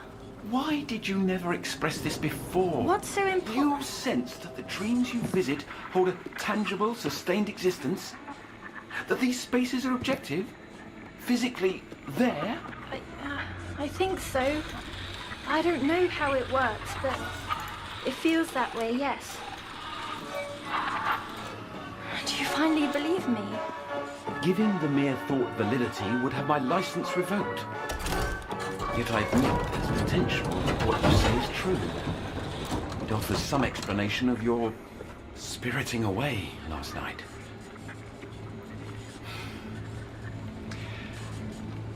I'd need to see it for myself. See it yourself. You're supposed to help me avoid going there. I need to reach it with you, to find that quiddity of consciousness we spoke of. Why would you want that? How can I trust you if you don't answer my questions sometimes? It isn't fair.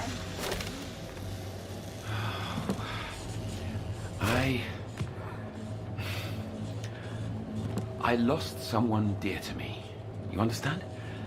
A long time ago. Part of me believes that they may be there.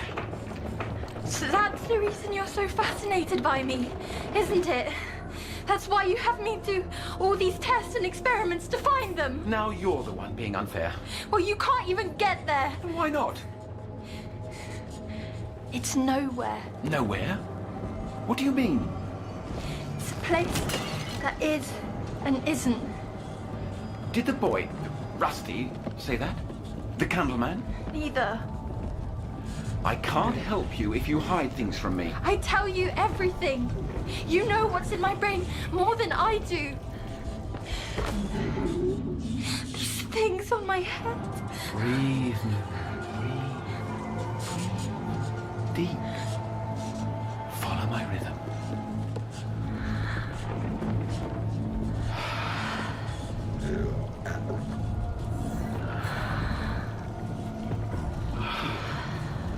All right, okay.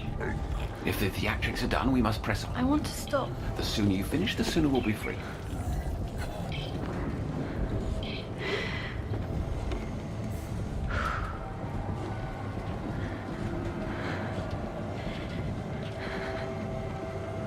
We went to the big top.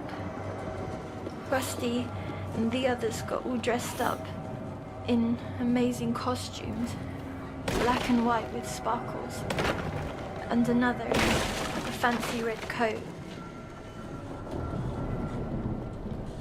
Rusty led me round to the towering stage, placing me in the front, saying, "Best seats in the house." I felt so special until Rusty looked around with that worried face again. Without another word, he went backstage as the crowd started pouring in. These people were the wrong shape. Faces like bad drawings come alive. One sat down in the seat to my left, eating a candy apple. It stank horribly, and the center was mushy and raw. These plump bodies filled the seats, too big for them, crushing and spilling into one another, at the same time stuffing their faces with rancid snacks, all gristly and chewy. I thought to throw up, but as the lights dropped, everything went still.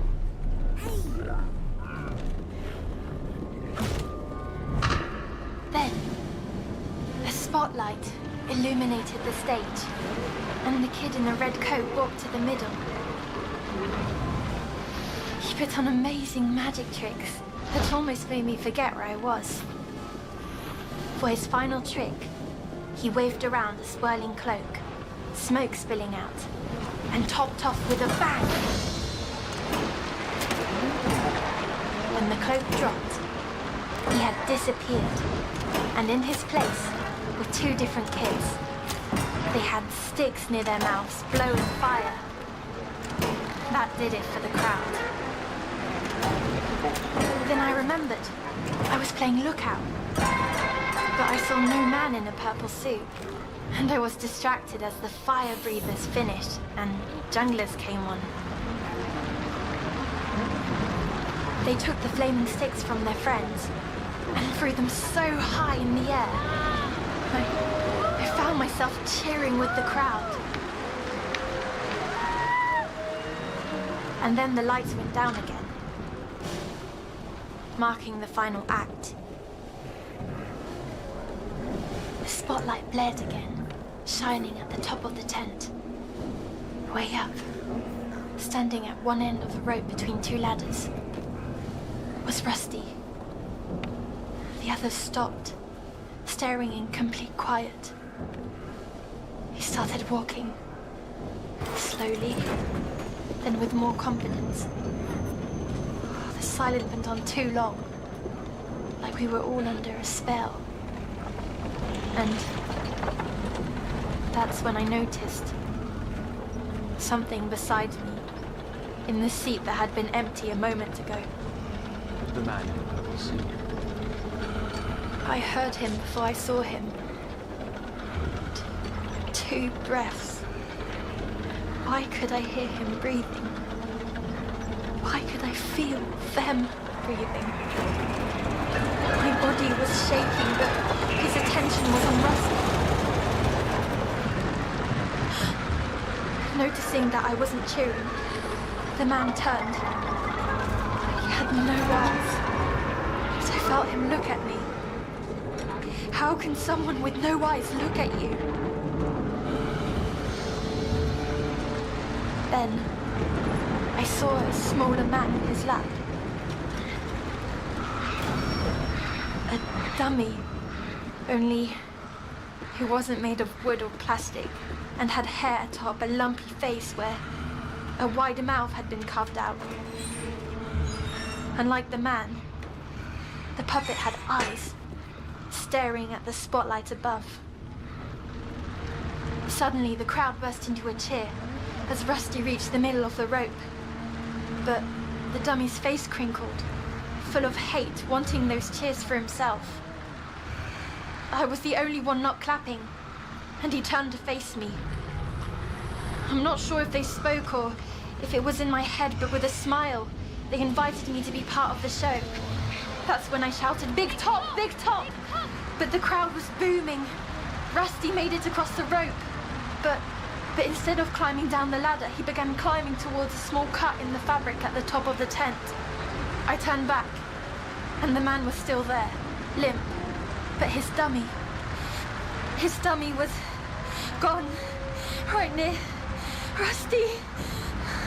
Big top! I tried to scream, tearing my throat, but I had no breath. And then I saw the dummy, its lumpy face peering out from the shadows at the top of the tent, waiting for Rusty. The man beside me grew shy, both loving the praise and regretting the attention. I could hear it breathing again, twin breaths, out of sync. I tried and tried to shout, but it was too late. Rusty was finally out of the spotlight, and the tiny doormat lunged, and Rusty... Did he escape? Did he manage? Get this thing off my head! Was Rusty able to get away? No, I don't like it! Rusty! Okay. All right. Deep breaths. Deep breaths. Follow me. Listen. 1, 2, big top! deep. Slow down. Breathe. Rusty! 2, big top! Big top!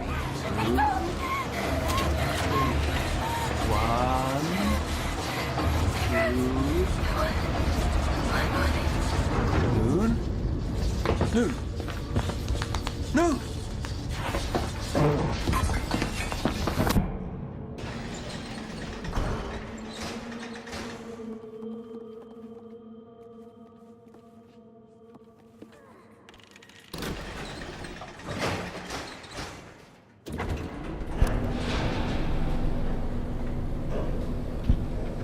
Mercifully, the only irreparable damage this evening was the wound cut in Noon's confidence towards me. What concerns me more is the lack of detail in her retelling. A step backwards, which may be the result of her preoccupation with the testing equipment. Her body dysmorphia was exacerbated. That celebrity doctor's to blame, whatever he put her through. And all those poor children. But it's causing her to become furtive. I've exhumed the journals published by my outer circle of colleagues, with whom I'd lost touch. While I previously entertained the possibility of a multitude of realms, a singular space seems more probable and in line with their transcendental musings. While their studies are conjecture, I can no longer deny the empirical signs pointing towards such peripheral existence. Why then are my senses unable to perceive it whatsoever? There's a veil up. Ha, yes, like a two-way mirror. Only I'm the one stuck on the side of blind, deaf, and dumb ignorance. And the lurking presence of the ferryman. While he may be a master of dream manipulation, he's no denizen here. Noon said it many sessions ago. He does not belong in our world. And yet he is the connective tissue. I am determined to find his arcane hinterland, to cross into the place she calls nowhere.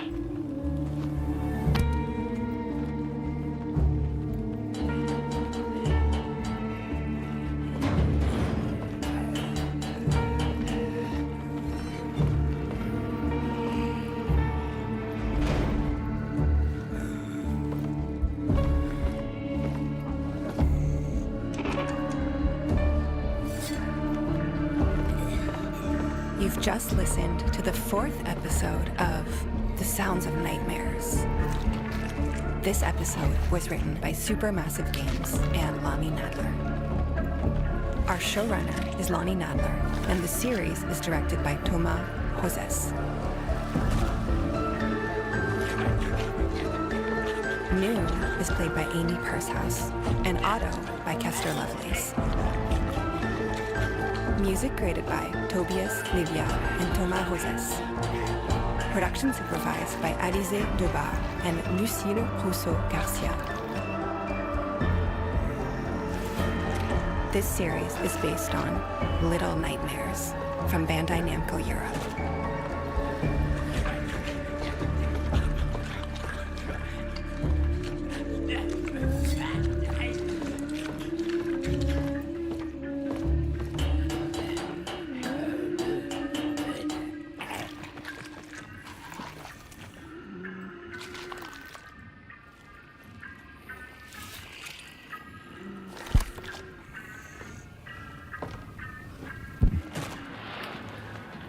The Guardian at the Threshold.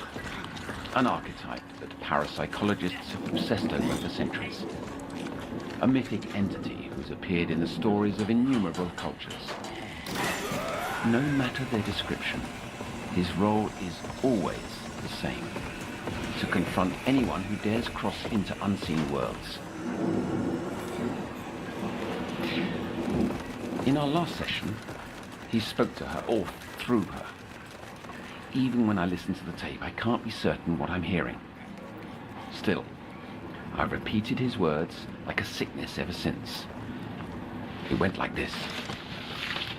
Cross the sill, sink in a twinkle, cast aside the old sleep, to sleep again anew.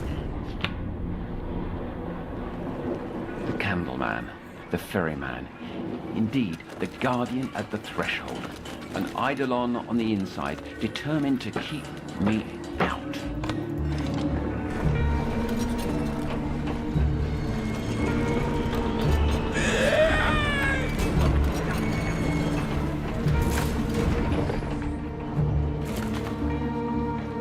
You're listening to The Sounds of Nightmares, an audio fiction series from the world of Little Nightmares.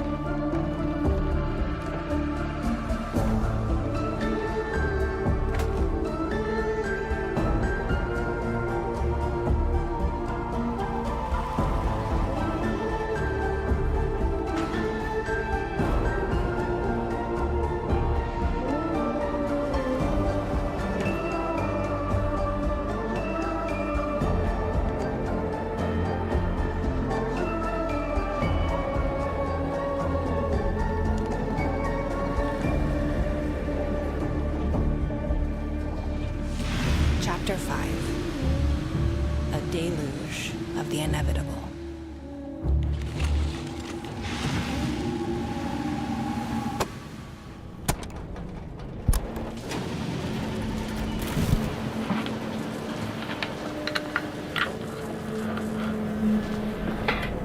Noon was right after all. I noticed something off while reviewing the EEG, reluctantly sent her up to radiology. At first, I doubted the validity of the results, but the technician assured, curtly, that Noon's scan undeniably shows a pea-sized tumor on the right-sided amygdala. They maintain it's benign, despite the unusual ocular appearance.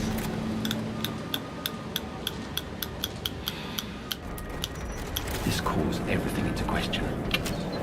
The mass's location could impact fear response, emotional salience, damningly, dreams.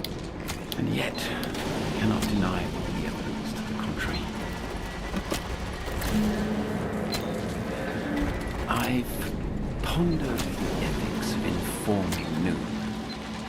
She's already so scared of her body that it only sent her spiraling. I can't risk anything jeopardizing a revelation that might lead to Cece. From here on, anyone listening will think me mad. But the proof is in the pudding. Noon's vanishings, her transpersonal states, they're undeniable evidence of a realm beyond our senses. It's always been on the periphery, but now I know it's accessible. And she possesses the means to enter that domain.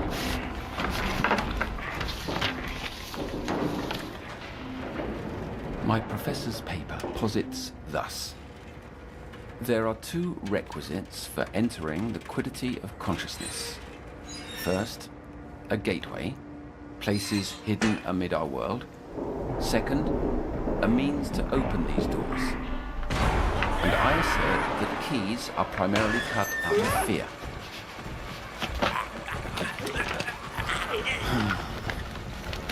Either I lack his erudition or his mania. My only hope lies in completing my labors. I've not slept in weeks. And if I cannot dream as she does, I'll never know how to enter this nowhere.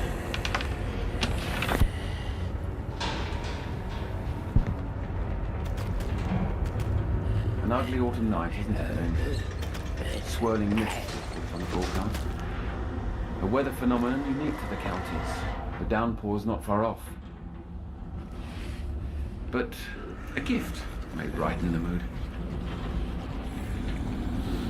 Here.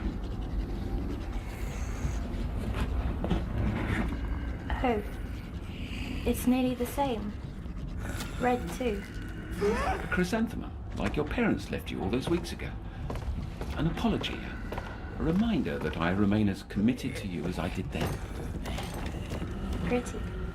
It's a perennial, so it'll blossom year after year, just like you.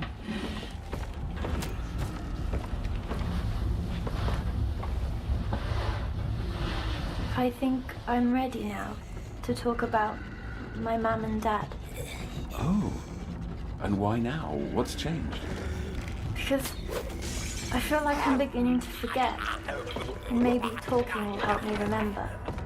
Because you've been away so long, or you literally feel you're losing your memory? More like I'm losing a part of me. I can't tell. Am I the girl here or the one there? They're one and the same. Given all you've told me, they must be. It's not you that's different, but the physical space around that. I said I want to talk about my mum and dad. When most kids have nightmares or whatever these are, they go to their parents to feel better.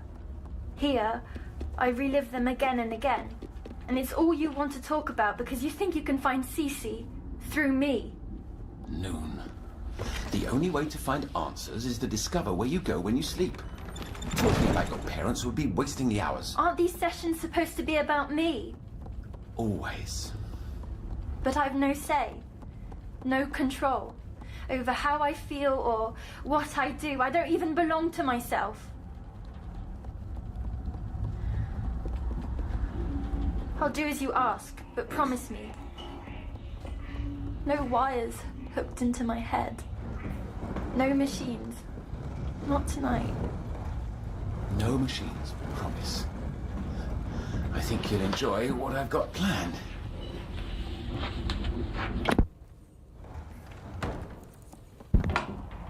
This bed was for shift work. Now I sleep here more days than not. Oh, pretty.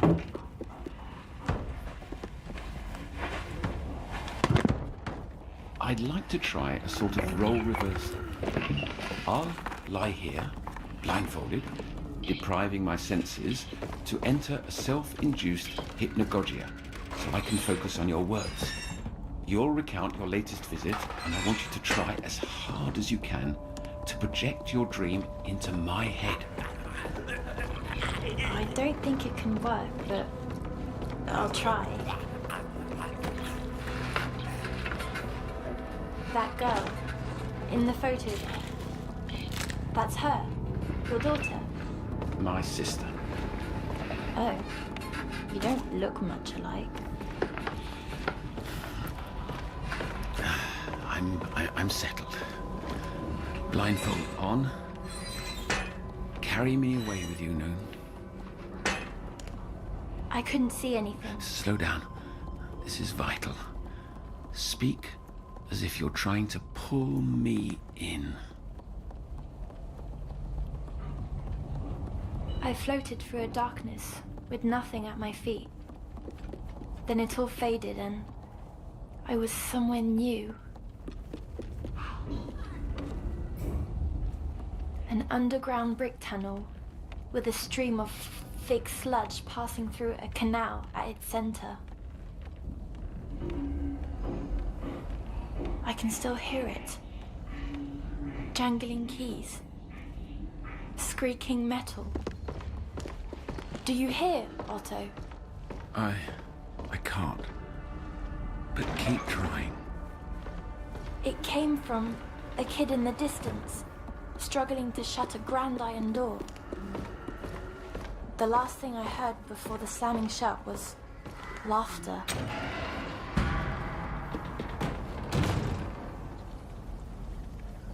Sludge poured in from the pipes that ran along the tunnel walls.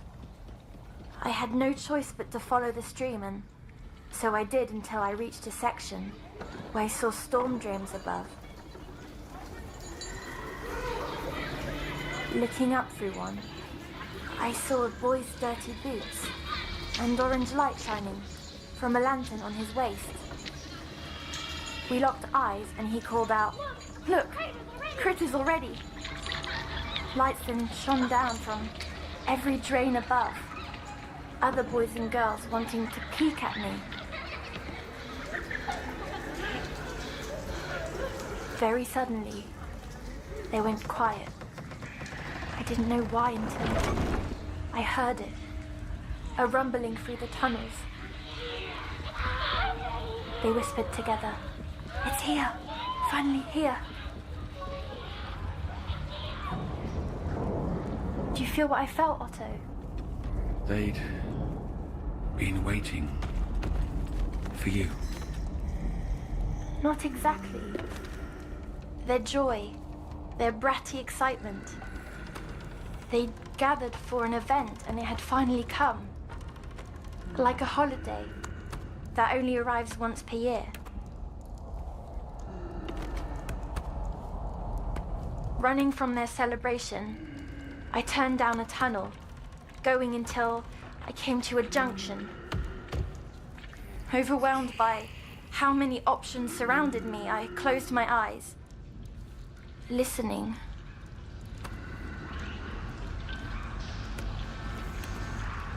The sound came from the path to my left. I waited, watching from a distance as someone crossed by the dark tunnel mouth. He carried a strange gadget, and every now and again, its buzz turned to some beeping, detecting secrets in the waters. I hardly noticed the rest of him, but I got a look before he crossed out of view. He carried a heavy sack over his shoulder, and things squirmed inside. But he was gone as quick as he'd appeared.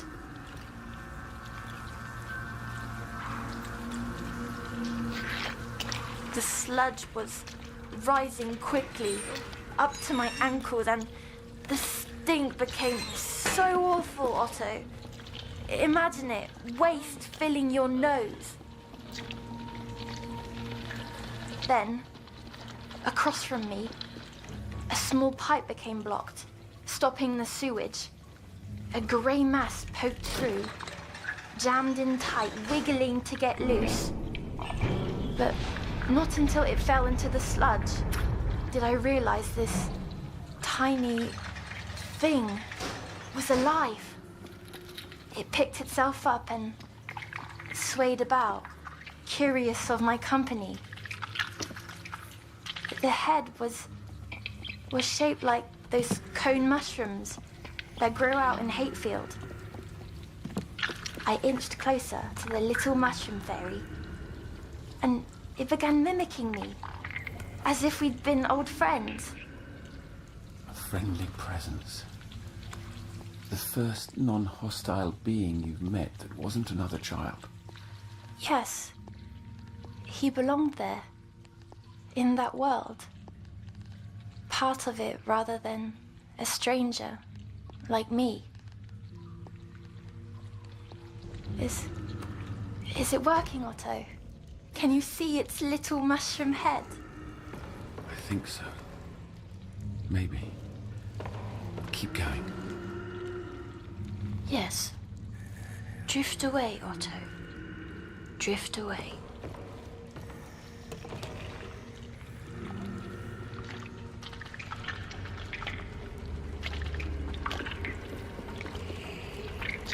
A crooked net lowered down from a drain grate above. While I ducked to cover, the mushroom fairy didn't. I tried to point upward, but it simply copied my gesture. There was a girl, giggling with ugly delight, sticking her whole arm through the grate, hoping to capture the poor thing. So I grabbed the loose brick and threw it at her. Hitting her arm, she cried out, while I picked up the mushroom fairy and ran off.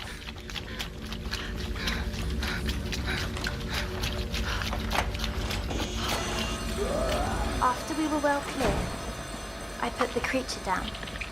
It immediately walked off, then looked back, suggesting I follow. That little body clicked, jittery and ungraceful. Somehow the thing seemed to know where it was taking me, stopping only once it came to a rusty door leading to a maintenance room. Entering, though, I discovered something else entirely.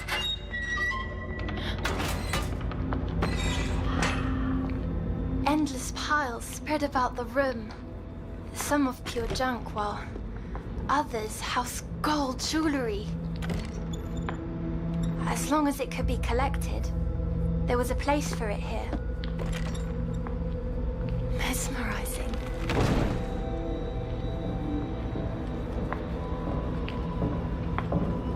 Only after examining a mound of keys did I understand where this stuff came from. Everything in this room had been dropped down from the world above over the years.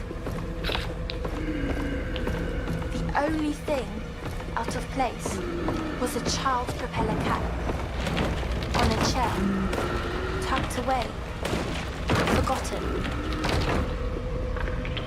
I think that's what the mushroom fairy wanted me to see. As if on cue, I heard the man approaching. The little creature hid in a pile of mismatched mittens, and I jammed my way in too.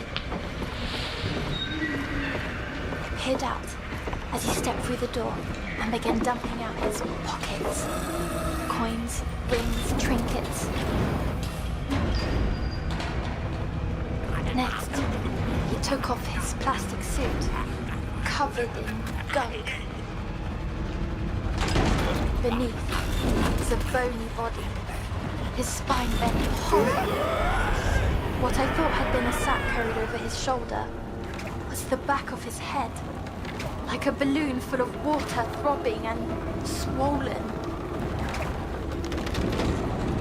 But I could tell he was not always that way. He'd changed, somehow become one with the sewers. I don't understand. You believe this place transformed him? Aren't you meant to be drifting into hypogoglia or whatever?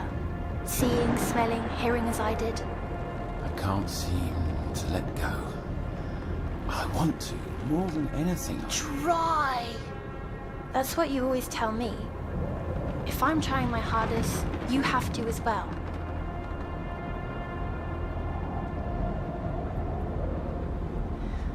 From the corner of my eye, I noticed the little cone sneaking away. The balloon-headed man was inches away, and in that moment, I thought of Jester, of the child with gooey hair, of Rusty. I couldn't do nothing, not again. Thankfully, that rumbling from earlier returned in that moment, stronger than before. The shaking destroyed the man's piles, startling him into an odd anger. So I stumbled out from hiding and bolted for my mushroom fairy, then out the door. I ran and though the man wasn't very fast, that didn't matter. He had his gadget and that buzz followed wherever I went. Any sense of direction washed away with the sludge that was now up to my knees. Turning down tunnel after tunnel, I stopped, hoping I'd lost him. All at once, those lanterns shone from above. The naughty kids had spotted us. Wildly they sang, snatch a gift before they're all sent adrift. Their cheers grew and I saw why. A bag-headed shadow appeared at the tunnel's far end, cutting me off. The man and his machine knew the tunnels as if the sewers had leaked into his thoughts. I tried to backtrack, but must have taken a wrong turn and found myself at a dead end. A wall of bricks.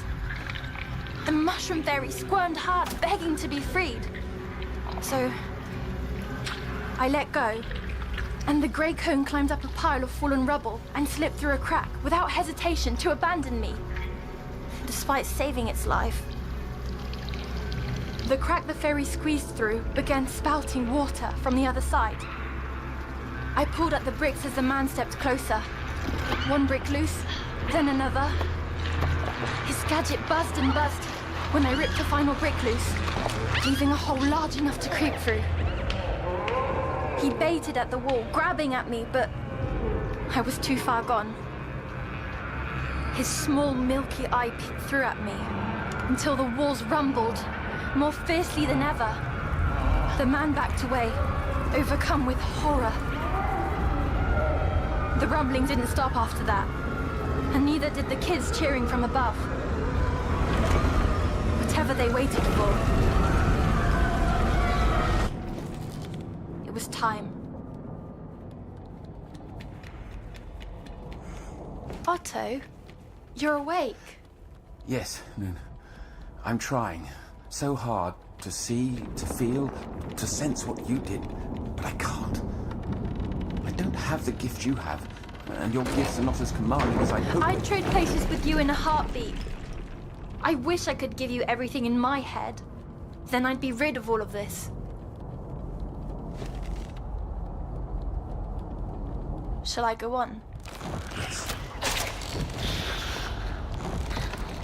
It felt as if someone had picked up the sewer, shaking it with rage. Water crashed against the walls.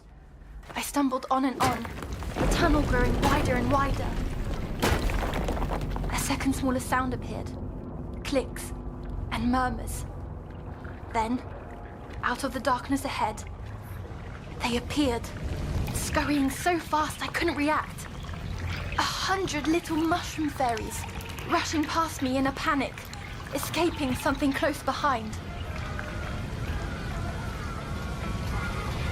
It wasn't long before that something came. Speeding like a pack of horses tangled together, a tidal wave pounded through the sewer. The wave was feet away when I finally understood. For the kids above, this was a blast.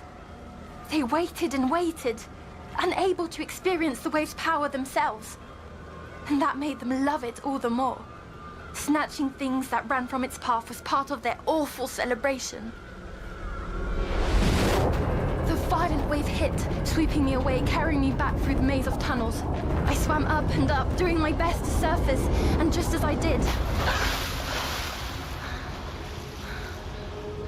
the waves paused. My body no longer needed to swim. And the candleman appeared, floating on some kind of broken door.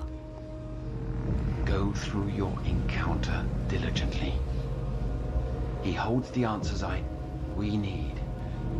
Make no mistake, he is your tormentor. I'm not sure that's true. This time, I was able to speak in his presence. Why do you bring me here? What do you want? He replied. Cross the sill. Sink in a twinkling. Cast aside the old sleep. To sleep again, anew. I yelled back, why? Why should I? Before I finished, he said, light, not within, but without. Here, all babes be set free. More riddles. He doesn't think I can solve them, but I will. I already did. I think he means by giving myself to his world, I won't be ill any longer.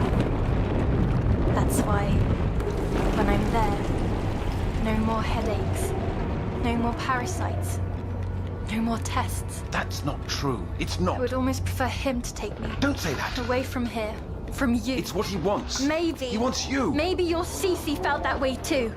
Relieved.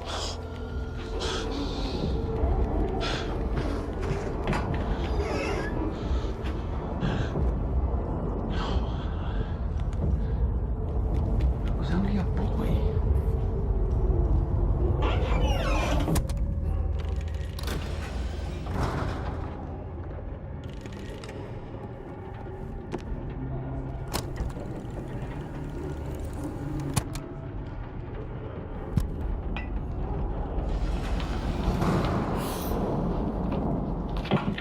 We're done tonight. Get out. To your room. Go. What's this? Nosing through my desk, were you? My name's on it. It's my scan, yes. Smart girl. What does it tell? That you've got a mass growing on your brain, a tumor. I knew it. The cure. How bad is A mass in your brain is never good.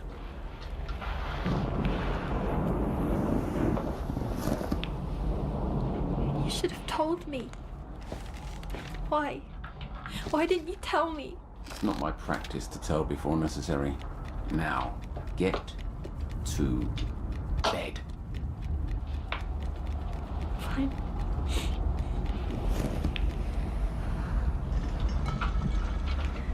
But after the candleman spoke, the wave carried me by the maintenance room again. The bag-headed man looked through a window, terrified. He was opposite to those kids above. Living down there, he'd no reason to celebrate the wave. Instead, he cherished what they dropped down by accident. You see, each wanted what the other had, but could never have themselves. I'm taking 2 sweets tonight. Take as many as you want and leave.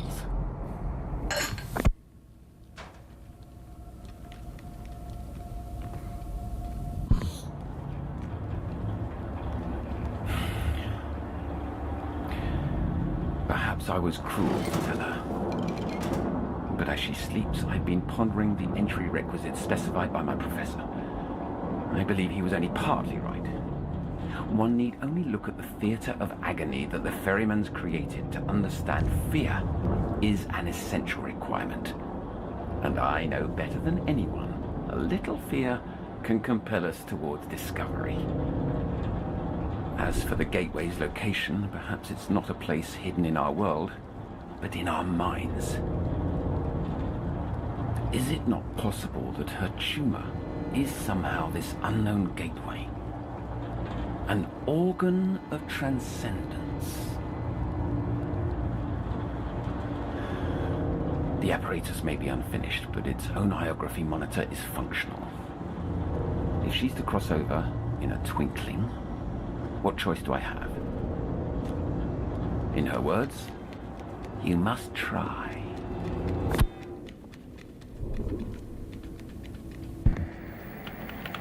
She hardly stirred at all while I pathed the BCI. All seems stable. As soon as her dreaming begins, the monitor should translate neural signals into visualizations. Otto. Shh.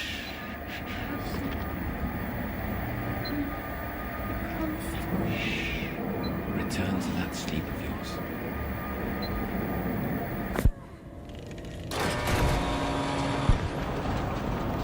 It's past midnight.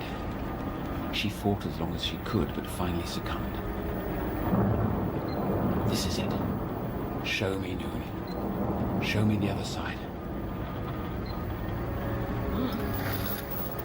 Here we are. The image. Kaleidoscope of black. An unnatural abyss. Wait. A shape. It's difficult to see. Like looking through a negative mist. There.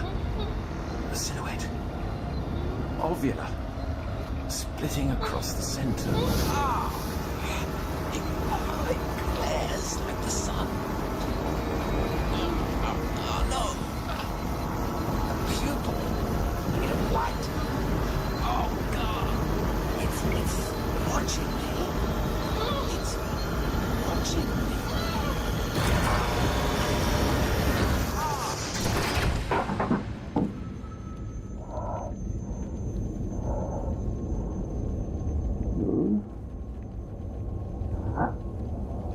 Noon!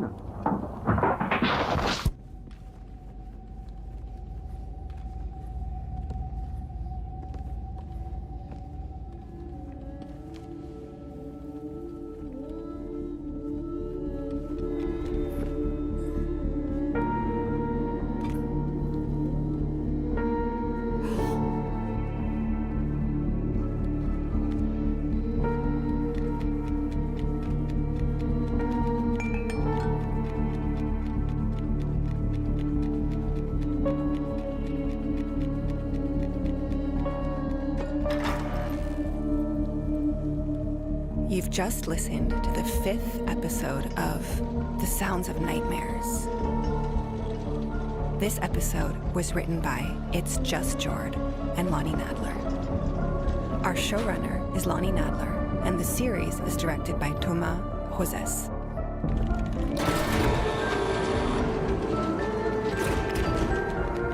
Noon is played by Amy Purshouse, and Otto by Kester Lovelace. Music created by Tobias Livia and Thomas Roses. Production supervised by Alizé Debar and Lucille Rousseau-Garcia. This series is based on Little Nightmares from Bandai Namco Europe.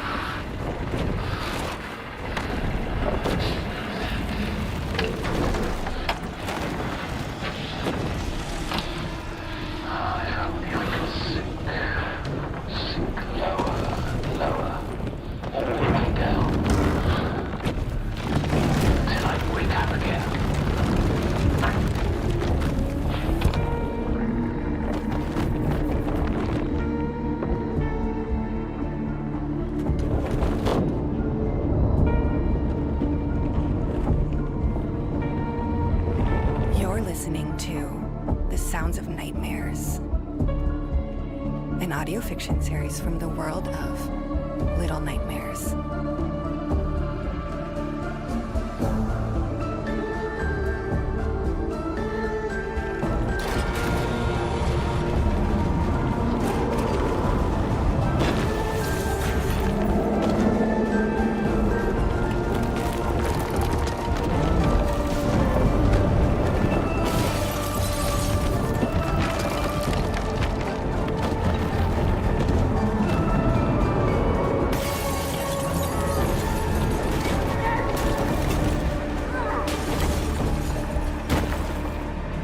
Chapter 6, The Lonely Way.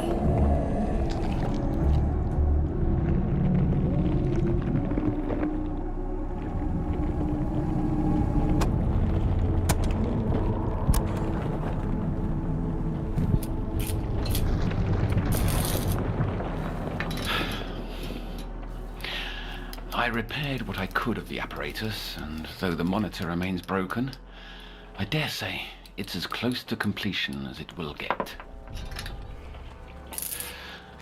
I installed feedback resistors to maintain signal fidelity between host and guest. Though who knows if it can hold off that leering horror from the other side.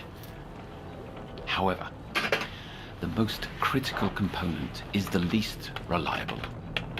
The oniric medium to carry the frequency. Noon.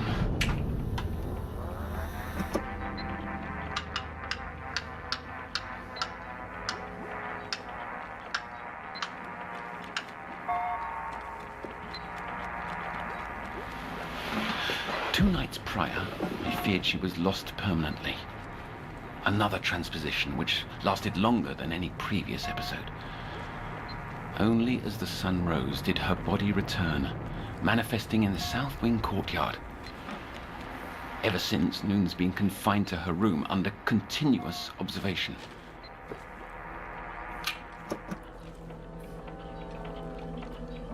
He must have let her go. Why? Huh. To toy with me, so that I might feel powerless.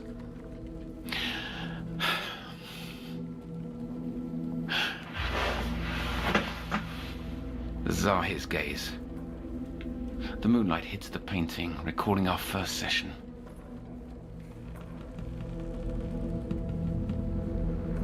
Yes. The image is clearer than ever. She will be my astrolabe, my guiding instrument to locate distant shores across an ethereal ocean. If I cannot get to the ferryman, she will bring him to me.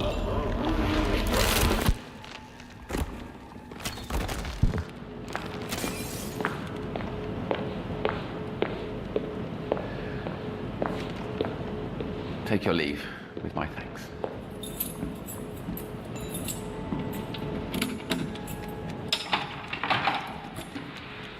Now what? Oh, it's you. How are we this evening? That's a first? You've got nothing to say? Don't feel like talking. To anyone or to me? Do you see anyone else? That's your prerogative. Nonetheless, I came to listen. No, you never really listen. No flour or cake this time? To buy me over? I shouldn't have told you. You don't believe that. I know your lies well enough by now. Mum once said that keeping the truth from others can't change it. Even if it spares unnecessary pain? The growth is likely benign, harmless. No, not knowing hurt me more. I didn't know a tumor was growing in my brain, but I felt it this whole time. You're fibbing again. It's not benign at all, is it? I don't know. What I do know is that the body often knows something's wrong before the mind. The key is learning how to tune into its station, to listen. That's your specialty, counselor. And now is the time to open our eyes and ears to your body. The time to let me in. I'm rather done with machines, with tests, and with you. It will work, this apparatus. Finishing it has stretched the bounds of my knowledge, which I vowed from day one. It holds the capacity to connect our brains so that I may see through you into the nowhere. I can help you like I've always promised, but only if I can speak to the ferryman. Who? The Candleman. No, you said ferryman. Why did you call him ferryman? That's what she called him, isn't it? Cece. She saw him too. That's why he's the only one who can help me understand. Understand what? Everything! I've been poked at, studied, talked at, and hooked up to medical machines, and for what? For... my head! A fire burns in there, and I want to sleep. But I'm afraid at the same time, and that nurse is always interrupting! My machine requires you to be asleep, Noon.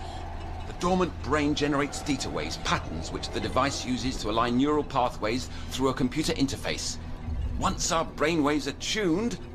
Well, do you remember when we considered mutual dreaming? This facilitates that experience. I don't understand anything you just said. We can face your monsters together.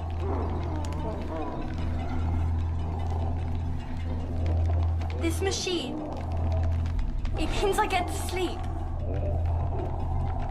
Deeper than ever before.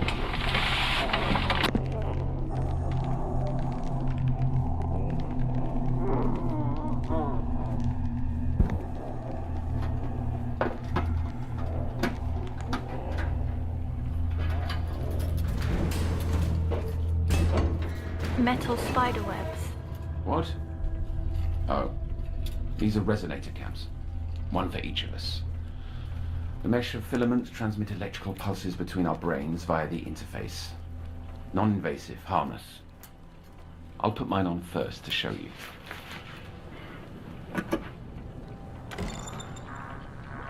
I've changed my mind. I want to go. There's no going back. Some sweets to put yourself at ease. Take them. 3. I don't want any. My stomach feels so ill. Take them. All right. As you drift off, let's start as we always have. Where did you travel the night? Last time you slept?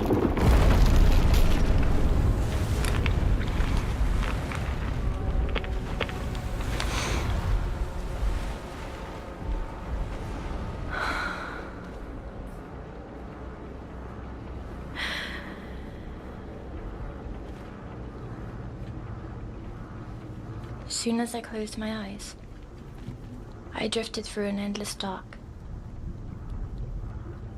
After what felt like hours, I found myself in a musty, cluttered room. Mountains of patterned fabrics piled against the walls. A long wooden table was covered in scraps and tools, and a machine whirred behind the closed door across from me. A familiar, faint smell. Candy apples. And enchanting sad music.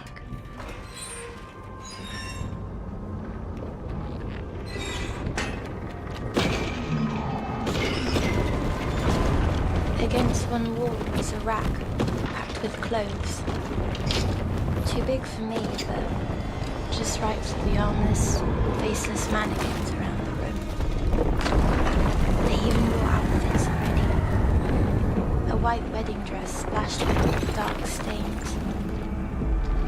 A purple suit and red bow tie. On a third mannequin, a black velvet cloak.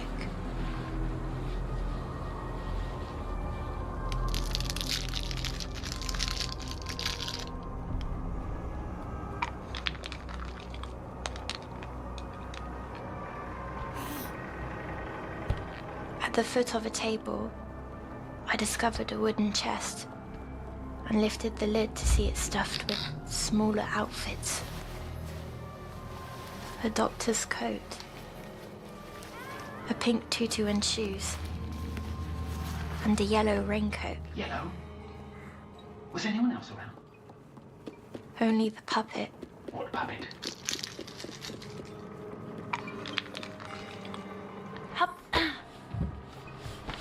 On the table among spools of thread and needles and bits of ribbon, rusty shears stuck through his torso, pinning him down. I could almost feel the blades myself. He had a wide face, painted with a wide downturned mouth, sagging cheeks, glimmering black eyes. Twine with frayed edges dangled from his arm. The only one he had.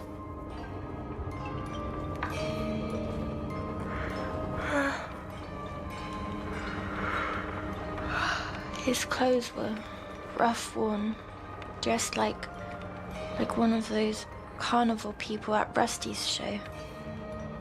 I leaned in to get a closer look. He trotted to life, grabbing my leg. He yanked until I fell and struggled to break free, kicking at him, but he held tight to my ankle.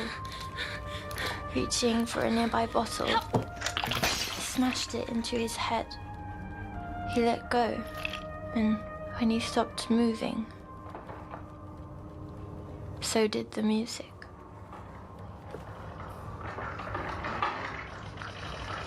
I jumped off the table into the wooden chest from before. With the lid shut, I spied through the keyhole a new kind of mannequin in a beautiful dress stood in the doorframe, her back to me. Sleep, your distinctive sleep.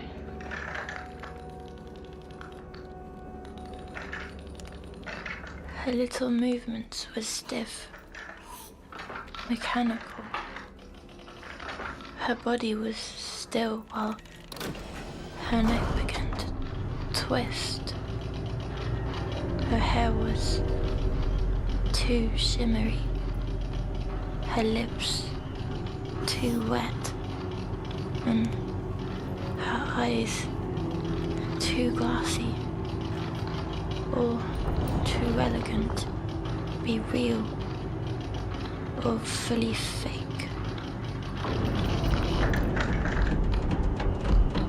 When her neck turned the way, she saw the puppet on the table, the broken bottle. She started jittering. I burrowed into the costumes, trying to make myself invisible.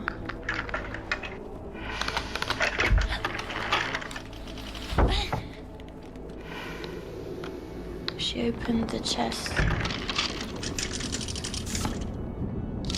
removed a tan trench coat, sewing closed a tear along one seam.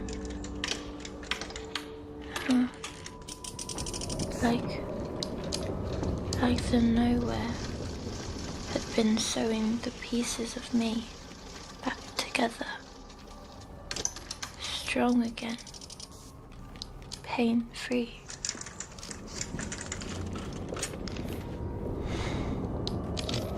She's nearly out. I tucked away. She took out a gunny sack. One slit. I would be next. No escape.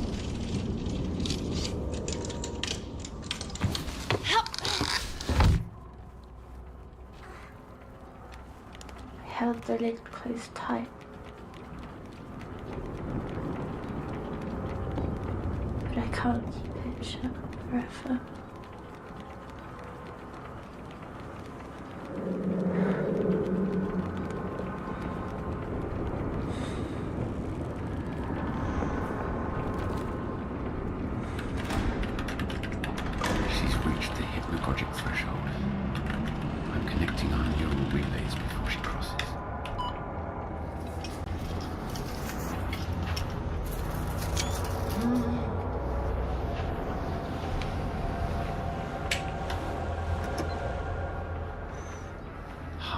emitting the frequencies, then I can put myself to sleep.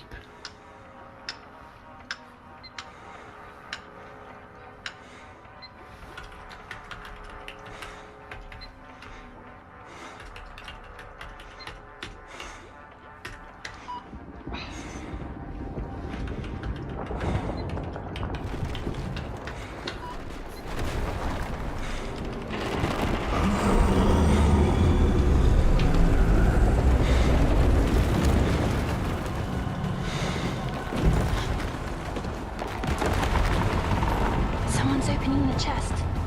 Right now. She can't be there yet. It's too soon. I can't see. There's nothing to see. The perfect day is gone. Only the dark. All around. I can't even see my hand.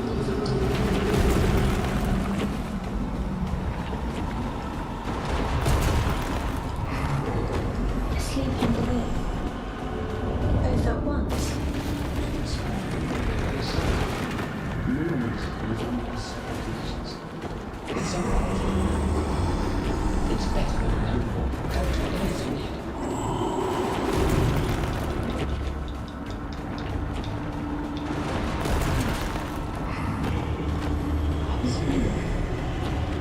It's not darkness. It's a kind of mist. A mist so black and thin, it only half exists.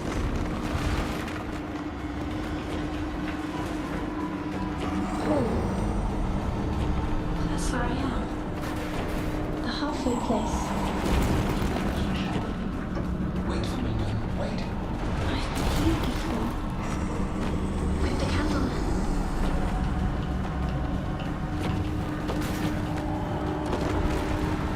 Close her off. Don't move. I can't. I'm sinking and floating. There's no floor.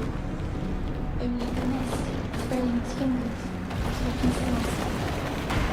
As if I'm rolling piece by piece. And above me, or below, the brightest stars you've ever seen, twinkling as a million islands.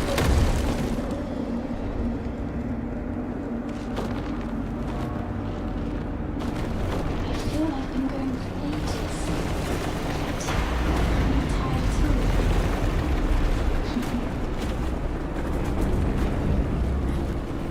A shape in the distance. An outline of a door. Do you see it? Moon, listen. You must wait for me. I'll be there soon. Do not go to the exit door without me.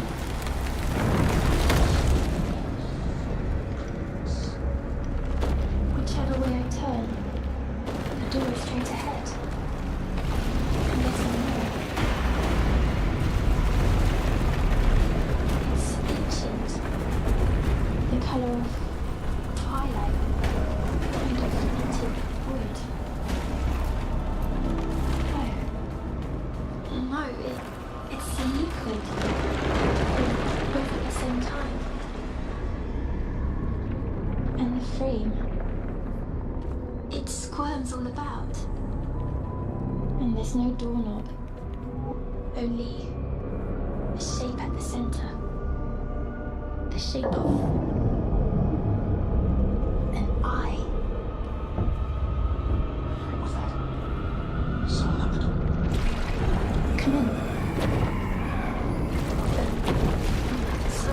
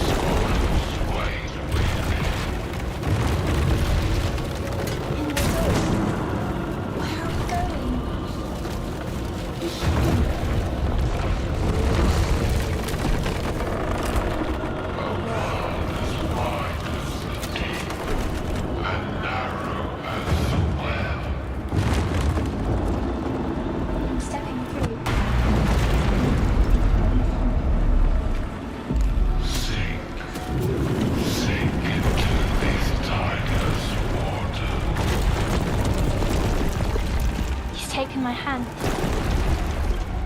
welcoming me to the other side of the door. The stairs here, through every direction at once. Otto, if only you could see it.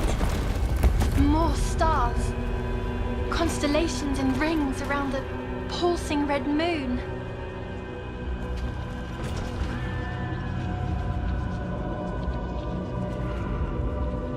No, not a moon. Not stars either. They're all eyes too. Every size and shape you could imagine. Watchful, shimmering, blinking, their light dripping down into the dark mist. I feel them looking at me, into me. And they like what they see. Don't let the door close. Leave the girl. Please leave her with me. The counselor, he wants to come. Too long in the tooth. I feed the spectrum's other end. I don't understand. Oh, he's been talking to you this whole time. I earned this. All my life I've wanted. Let me cross, Farrell. You hear me? Invite me to your world. Otto says, A toe dipped, but to plunge you must be pushed.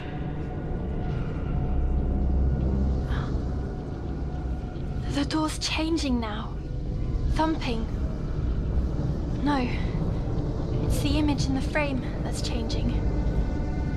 A blur of faces. Children. And... I'm sorry, Counselor. The door's drifting away from us. How do I enter? I need to know. Tell me how to cross. Tell me.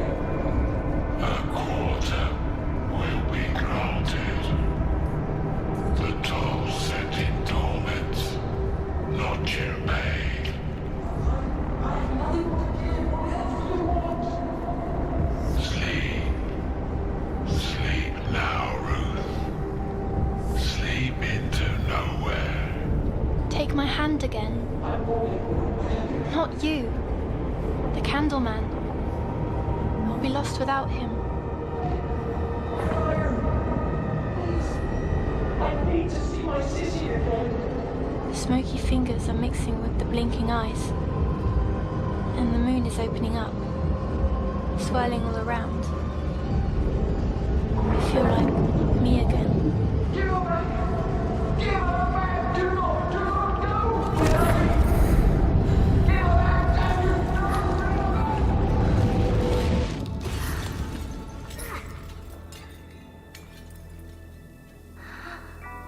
But it's still there.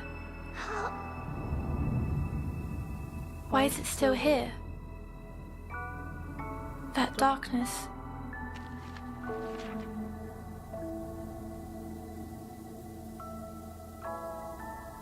That's the secret. It hides in this place.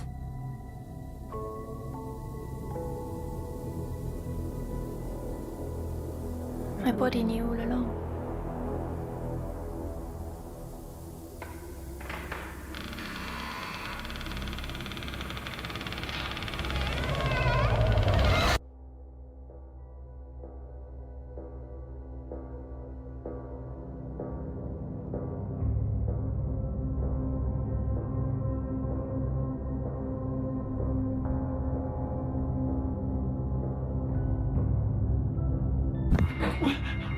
Where are you?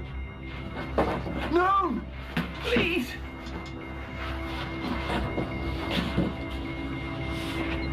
Not again.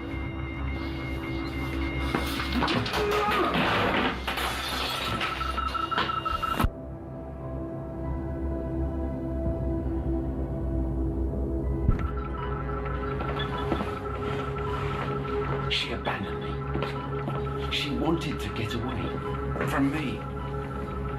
Oh, Sissy, did you abandon me too? No. Of course not.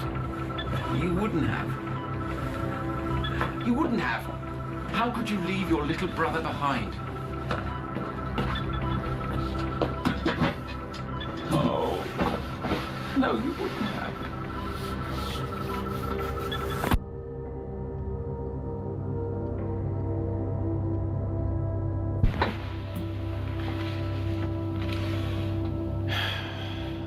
I swear I could hear what she was hearing. Couldn't I? The ferryman. He said, a quarter will be granted? For whom? And a toll was to be paid? To enter the nowhere? Is that right? It could have been meaningless drivel. Another trick.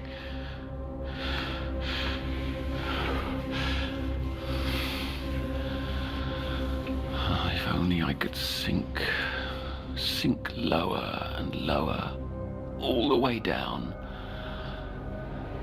until I wake up again.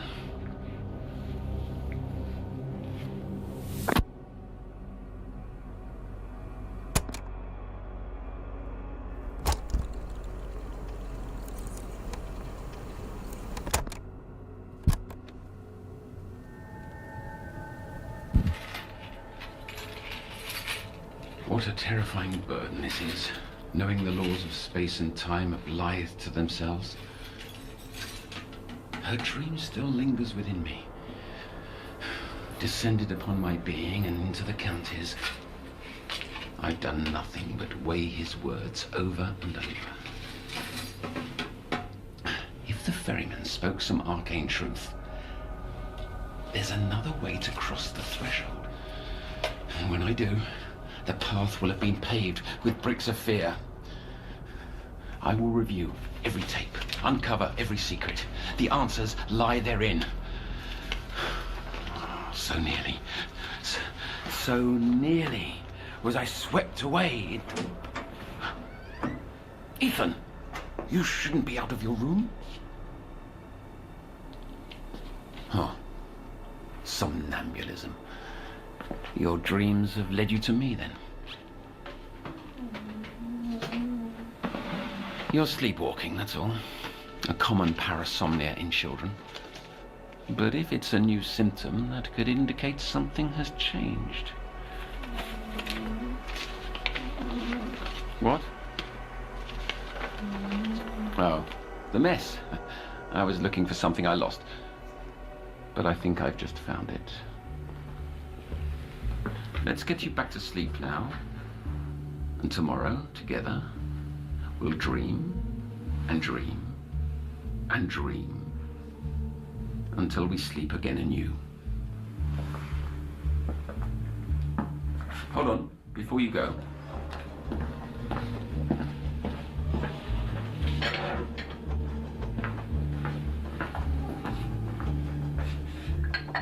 Take one, my good boy. That's right.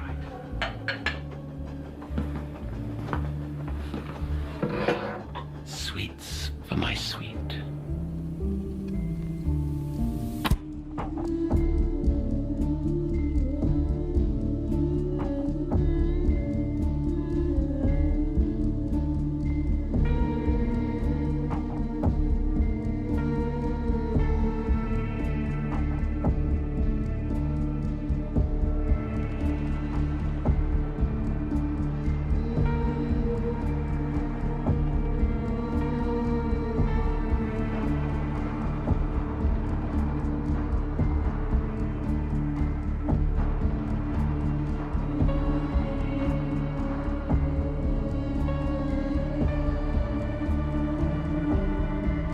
You've just listened to the last episode of The Sounds of Nightmares, based on Little Nightmares from Bandai Namco Europe. This episode was written by Eugene Myers and Lonnie Nadler. The series is produced by Louis Creative, which is part of the Louis Media Group. Our writers are Mike Bambridge, aka